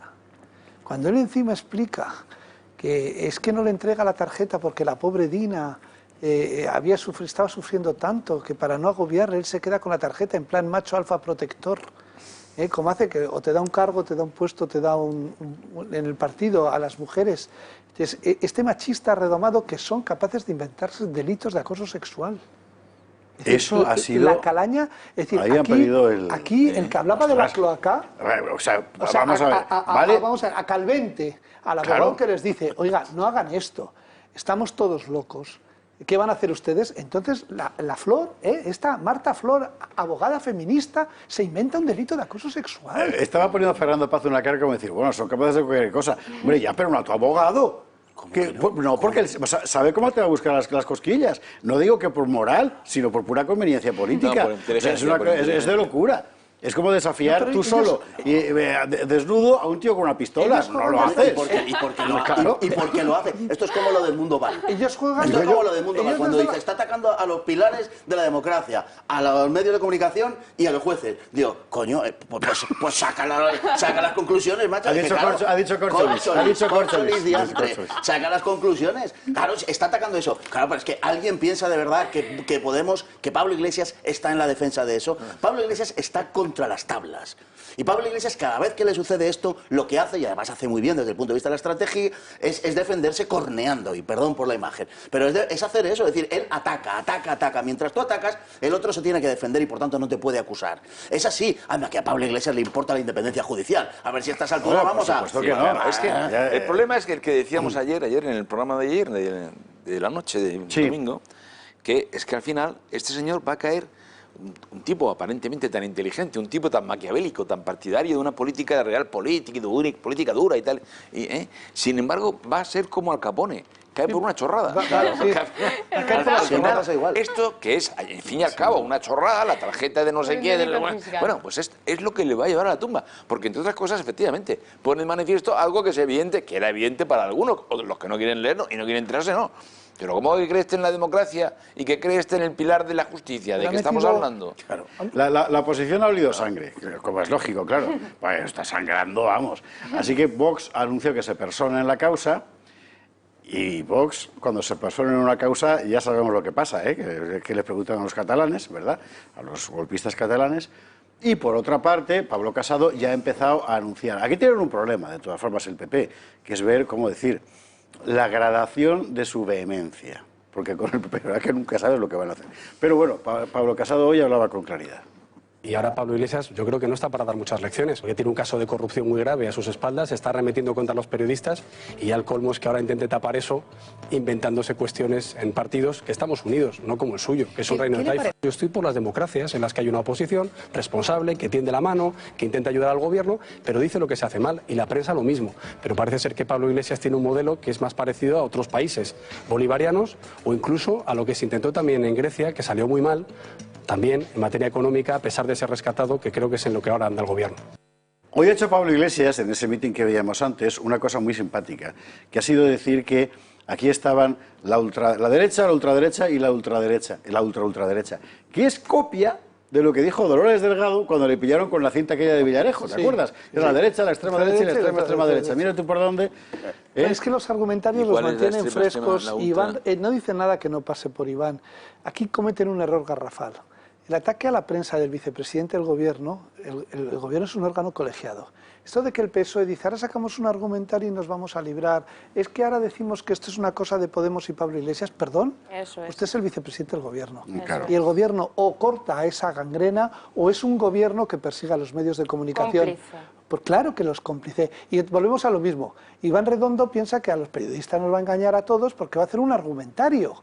Pero vamos a ver, que es que no se puede ser tan naif. Es decir, que aquí van en ataque personal directo contra medios, contra personas, contra un pilar fundamental de la democracia que es la prensa, que es verdad que ha sido mermelera y pastelera y se ha vendido de manera pusilánime durante toda la pandemia. Sí, pero cuando, fíjate, atacan personalmente a un señor que hace los telediarios, que es un magnífico profesional... Sí. Bueno, pues, por cierto, mira, nos sumamos a la defensa de Vicente Valles. Sí, claro que sí. Claro que es decir, es que es injusto lo que están haciendo contra Vicente Es que es Valles. injusto, exactamente. Es que es injusto. Claro. Y entonces, bueno, pues al final los compañeros y la gente se dicen, oiga, ya está bien. Y este señor que iba de impune, de 7 machos, y yo puedo, pues al final él hablaba de la cloaca del Estado y de la policía patriótica y tiene los fiscales patrióticas. Él ha pasado a ser Pablo el Pocero. No hay un tío que esté más metido en las cañerías y en la porquería. Es que además apesta. Pero no hay mucha diferencia. Le han puesto la cruz y la raya. Orden, Jesús. No, iba a decir simplemente que igual le han puesto la cruz y la raya y empiezan a dejarlo caer. Y les interesa quitárselo de encima. Sí, pero el gobierno tendrá que dar un empujoncito para no verse agarrado al final a la pierna y te caes tú al pozo. Que ya sabes que cuando huele muy mal y uno está caído dentro, va otro a rescatarlo y mueren 2. Sí. Ojo, que aquí el gobierno tendrá que ser el que diga de una vez. Y a ver con quién lo sustituye y cómo lo sustituye. No, pero es que aquí el que muere es Pablo Iglesias. Y entonces el que está dando las cornadas es Pablo Iglesias. Ah, no, claro, eso es lógico. Y se defiende como puede porque sabe que en un momento dado al Partido Socialista le puede interesar dejarle caer, claro que sí. Pero la cuestión es que conceptualmente, por no decir moralmente, que también, digamos que la perspectiva que tiene el PSOE de Podemos, el PSOE y Podemos de los medios de comunicación no es muy diferente.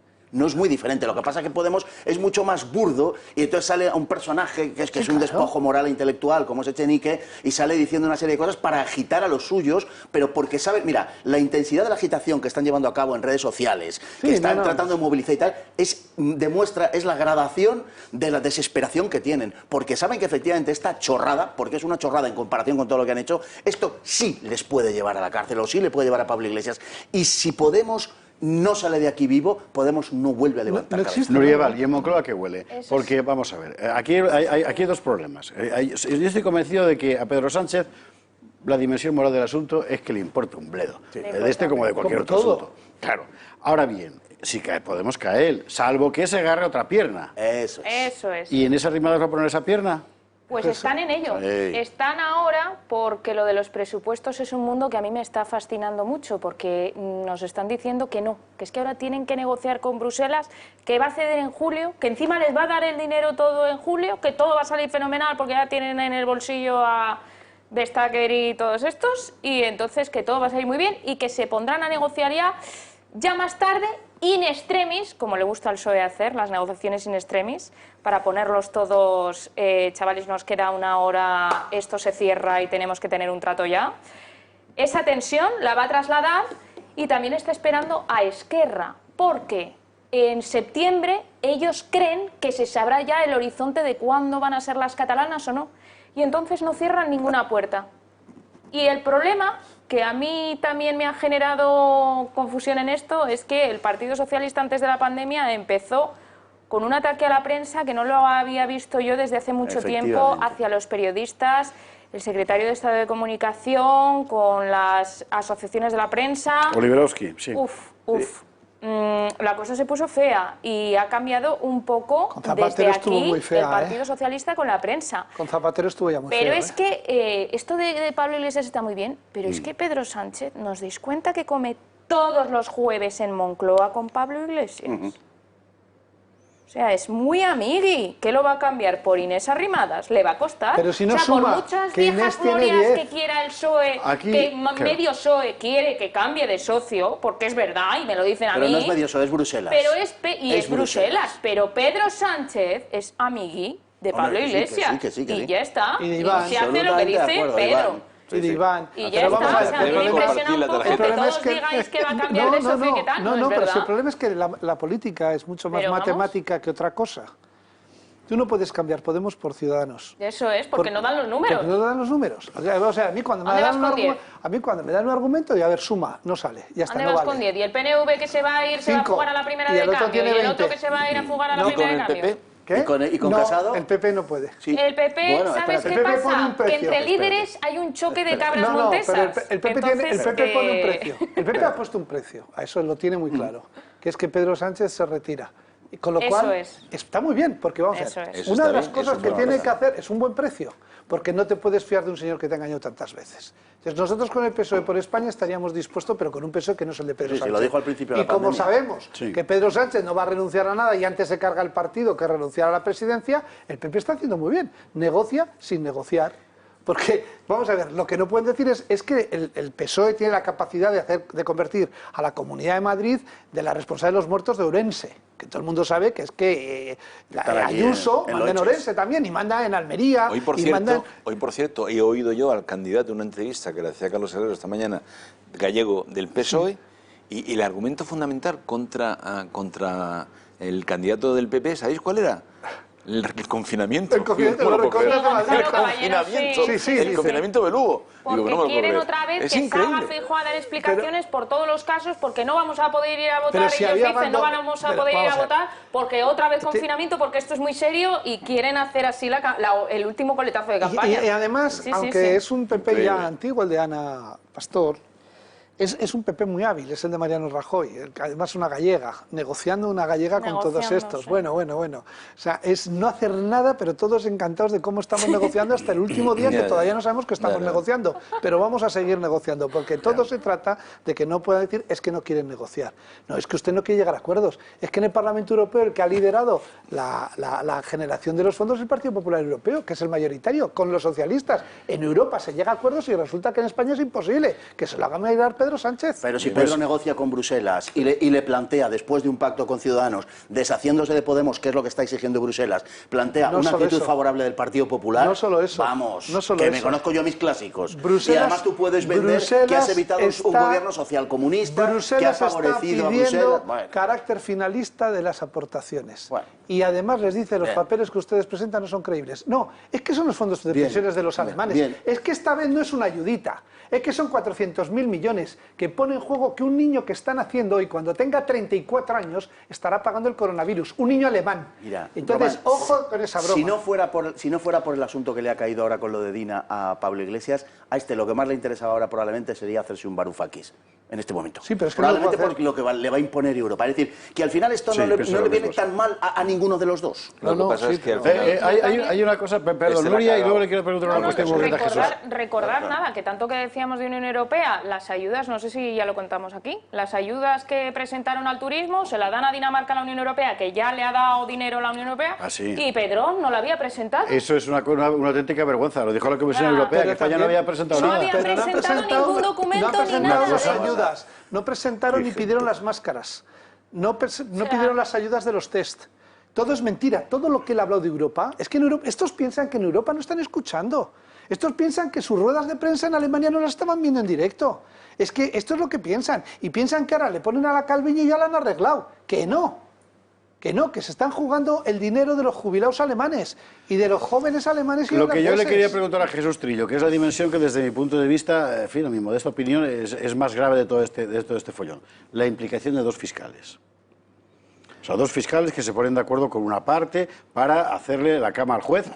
Y se ponen al servicio de eso debe no escalar. solo se ponen al servicio de la estrategia política de Podemos, sino que además le indican a Podemos cuál tiene que ser su estrategia jurídica y se plasma en un documento de diligencias que todos hemos visto y que es un escándalo, porque los abogados, Marta Flor y el otro, hacen exactamente lo que les dicen los fiscales que tienen que hacer. Efectivamente, es decir, en primer lugar, cuando los fiscales le dicen: ahora es el momento de que presentéis, en el caso Tándem, la petición de Exactamente. comparecencia, pum, pum, Y además pum, de esta pum, forma y pum. de la otra. Dos cuestiones, Y meten ahí a Inda, al El Mundo, Eso a es. todos. Bien. Dos cuestiones. Y luego cuando les dice, les señala en el caso Dina la posibilidad y les ayuda, le va informando de todo y les ayuda a que en un momento determinado pidan el perdón del ofendido, como quien dice, ¿no? Entonces, dos cuestiones que para mí son de un relieve enorme. Uno, en esta situación ¿puede el PP ponerse a negociar por la vía Ana Pastor, que dice Zendoya, la renovación del CGPJ con No. el PSOE? Pues probablemente. Por poderse, En sí. hombre, por poder ponerse Ponerse así. sí, Hombre, por pero poder, llegar a un sí, acuerdo, pero claro, eso es llegar- otra cosa. Hombre, lo que es evidente es que en este caso en este tema alguien tendrá que exigir responsabilidades al fiscal. Es la segunda cuestión que te iba a preguntar, claro, porque aquí dicen que han abierto una investigación. Bueno, sí, pero eso, en fin. No, mire usted, pero una investigación solamente... Esto es como cuando haces una comisión en el Parlamento, ¿no? Ya, es que esto implica... grecas. Y no solamente implica una falta disciplinaria, es que esto implica incluso la comisión de delitos. Es decir, que por tanto, usted tendrá que abrir una investigación seria sobre este tema, ¿no? En fin. Bueno, el florón de oprobio de hoy ha sido lo que ha pasado en el homenaje, el funeral a las víctimas del COVID-19, oficiado en la Catedral de la Almudena, organizado por la Conferencia Episcopal, con presencia de sus majestades los reyes, y donde Pedro Sánchez, aunque podía haber estado, no ha estado. Y que Televisión Espantosa, aunque lógicamente debería haberlo retransmitido, no lo ha hecho. Lo ha podido ver usted aquí en El Toro, en Televisión Espantosa no. Egea no ha dejado de afeárselo a Pedro Sánchez. Vamos a escucharle. Esta tarde los reyes de España van a presidir un funeral donde faltarán 40.000 personas víctimas del coronavirus y faltará también el presidente del gobierno, Pedro Sánchez, que ha decidido irse a Portugal en vez de estar en la Almudena con los reyes de España y con los 40.000 víctimas mortales del coronavirus. Algo gravísimo, algo que nos hace recordar lo importante de tener gobernantes sensibles a los problemas de la gente. Y quizás el colmo ha sido que Televisión Espantosa, que ha retransmitido de todo, no haya puesto una cámara, aunque fueran el 24 horas un rato, ¿verdad?, para retransmitir la ceremonia, cosa que no ha dejado de subrayar la también popular diputada Macarena Montesinos. Lo he dicho así. El sectarismo de Radio Televisión Española, con Rosa María Mateo y Enrique Hernández al mando, impide hoy la retransmisión del funeral por las víctimas del COVID-19, al que sí asisten los reyes. Radio Televisión Española es de todos los españoles, también de los familiares de las víctimas. Queremos respuesta a la negativa. ¿Cómo justifica la administradora única que Televisión Española no emita el funeral por las víctimas del COVID-19 desde la Catedral de la Almudena? Bueno, yo creo que ni lo justifica ni tiene la buena intención de justificar nada. No, ni lo va a justificar. Vamos a recordar. A mí me ha parecido enorme. Hoy me he dado cuenta de los franquistas que son estos del gobierno y Roja María Mateos. Tú le llamas Televisión Espantosa, yo llamo Tuerca Versión Española. Es que ella lo llamó Televisión Espantosa. Sí, ya, pero es que bueno, es muy caritativo, es Tuerca Versión Española. Ella es una podemita que está ahí haciendo de Roja María Mateos y cuando exhumaron a Franco, la televisión pública española, por una sola persona, por un difunto, movilizó 22 cámaras, 3 unidades móviles, 50 personas y lo retransmitió en directo. ¿Y el helicóptero? Pero no es una cuestión de retransmisión. Y con 45.000 españoles muertos, 0 de despliegue y no retransmisión. Entonces, vamos a ver, el problema es de la usurpación de la televisión pública, que es un bien de todos. Pero yo no creo que sea esta una cuestión. A mí lo grave de esta historia no es que sea retransmitido no por Televisión Española. Lo grave de esta historia es que esto no es un funeral de Estado. No, claro. Claro, pero bueno, perdón, vamos, es que eso no es cualquier cosa. Vamos a ver, las relaciones entre la Iglesia y el Estado es una cuestión complicada, ¿no? Siempre ha sido complicada. Cuentan, por ejemplo, yo siempre me recuerdo que cuando se hablaba de ese tema, una conversación entre Savonarola y Lorenzo de Medici. Savonarola le dice a Medici, mire usted, no mezcle a la Iglesia con la política y el Estado. Y le contesta Lorenzo, ¿y vos creéis que eso no es política? Claro. Entonces, la cosa es difícil, pero la Constitución española, en su artículo 16, que parte de un principio, es que ninguna confesión tendrá carácter estatal, eso está claro, y ninguna confesión debe tener carácter estatal. Pero no obstante, cuando se mueren las personas en una epidemia y tal, alguien tendrá que celebrar un funeral, alguien tendrá que tener un gesto religioso, porque la mayoría del pueblo español, según el CIS, el 61% sigue siendo católica. Sí. Y la Constitución sigue diciendo que los poderes públicos, artículo 16.3, tendrán que tener en cuenta las creencias de la sociedad española y deberá de mantener especial relación con la Iglesia católica. Por tanto, no estamos hablando de algo que se salte la confesionalidad del Estado. Estamos hablando de algo que hace justicia a las víctimas del coronavirus, que les hace además una justicia humana, no ya solamente política, sino humana, porque lo menos que se puede tener es una celebración religiosa de cualquier tipo. Y si hay que elegir una, la mayoría en este país, por razones democráticas, es católica. Hemos visto una presentación del Gobierno que se ha materializado en la vicepresidenta Carmen Calvo, que era esa señora que aparecía ahí con la mascarilla puesta, con Mora, que a mi lado moras, como en Dormendo. Pero iba de ministro de jornada, ¿eh? Sí, claro, que le tocaba a los reyes. Claro, Nuria es eso. Exactamente. Nuria. Sí, yo una bombita pequeñita. Venga. ¡Bum! La conferencia episcopal lleva detrás de Moncloa intentando organizar este acto la de días que lleva. ¿Y qué han obtenido de Moncloa hasta hace 2 días? La callada por respuesta. Porque ellos querían hacer el homenaje civil, que es el día 16, que van a ir todos los astros, los reyes y la Unión Europea, que va a ir todo el mundo y ahí no se lo va a perder nadie. Pero el acto católico de hoy... Si yo fuera el rey... Y otra cosa, leyendo la agenda de Moncloa todos los días, bla, bla, bla, bla, oye, ¿dónde están las actividades de hoy del vicepresidente Pablo Iglesias?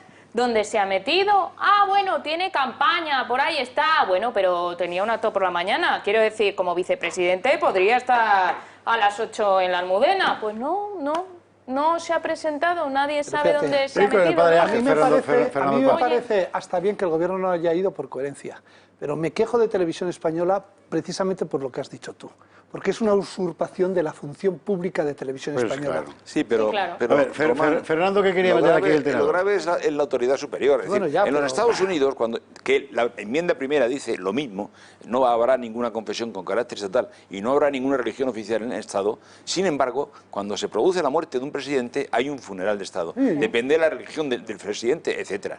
Y cuando hay víctimas de este tipo, exactamente igual. Fernando. Claro, pero el gobierno que tenemos está en otra cosa. El gobierno que tenemos es un gobierno que tiene por uno de cuyos principales fines es justamente acabar con estas cosas. Es decir, es un concepto del laicismo absolutamente agresivo.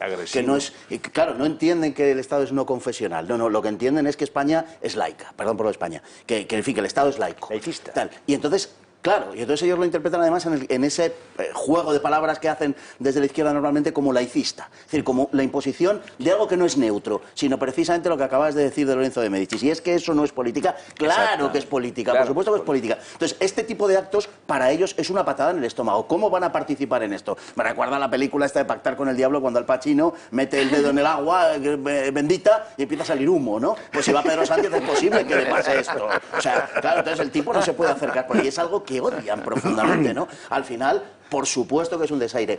Con que de todo este episodio la conferencia episcopal extrajese las conclusiones adecuadas, yo me daba por satisfecho. Pero mucho me temo que no. Se va a sentar con Calvo para pactar las inmatriculaciones de la Iglesia. Ya lo han pactado. Ya lo han pactado. En fin, ya sabemos que no va a tiene un sufrir. problema, lo que hace es poner una de vaqueros. ¿Perdón? ¿Cómo? Que cuando la Iglesia tiene un problema con este gobierno, lo que hace es poner una de vaqueros. Sí, señor. ¿Quién? La diligencia. La 3. ¿Cómo se resuelven los problemas? Con una de vaqueros. Con una de vaqueros. Si hubieran tenido oposición, si hubieran tenido que hacer lo que tenían que haber hecho, probablemente igual habían ido en fila india, para no tener más problemas. Pero cuando tú lo resuelves todo con una de vaqueros, no vaya a ser que el IBI, las inmatriculaciones y tal, pues mira, luego te recibes lo que recibes. Y además, para colmo, ¿sabéis que el SAR de la misa dominical a Televisión Española se ha multiplicado por 6?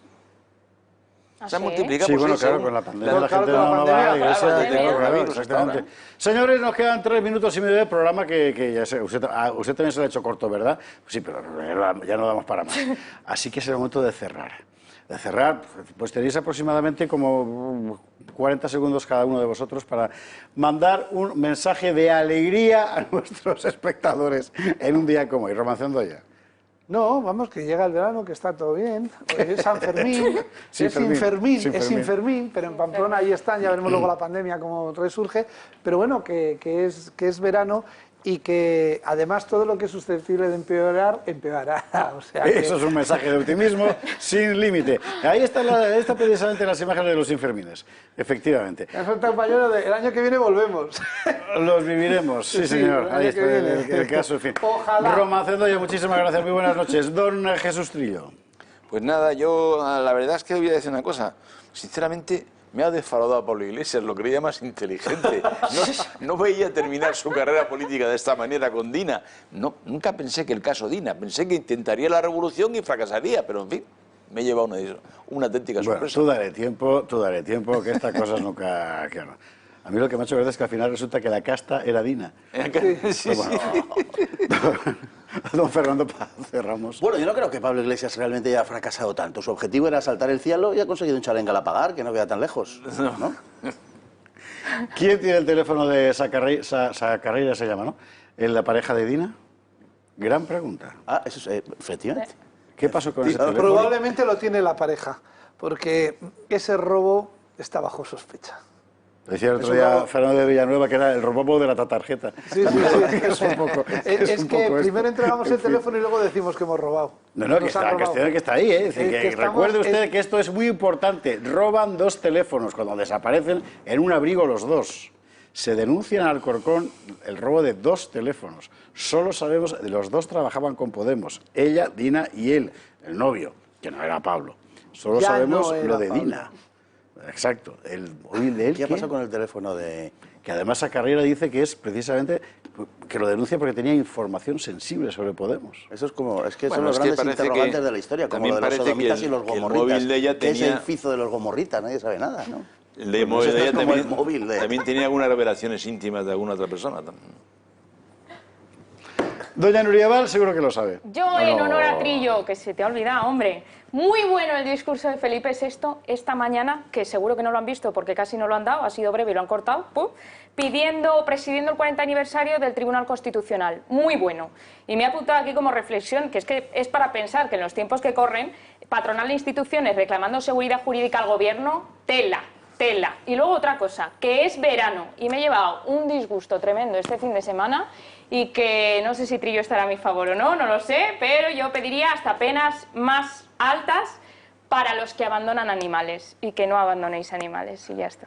Que me lleva un disgusto tremendo este fin de semana y lo tenía Porque que has visto muchos Que hay animales. mucho salvaje y no bien. son Sí, animales. absolutamente. Son otra cosa, que me los dejen a mí, ya verían ya, que no cárcel, que no, ya verán ya. Nuria Val, muchísimas gracias. Gracias a todos por estar aquí y a ustedes gracias por seguirnos, como siempre. Mañana, bueno, pues ya sabe, María Durán, Borcajo, Alba Vila, Fernando Paz y luego un servidor de nuevo con Margato. Y ustedes que descansen. Buenas noches.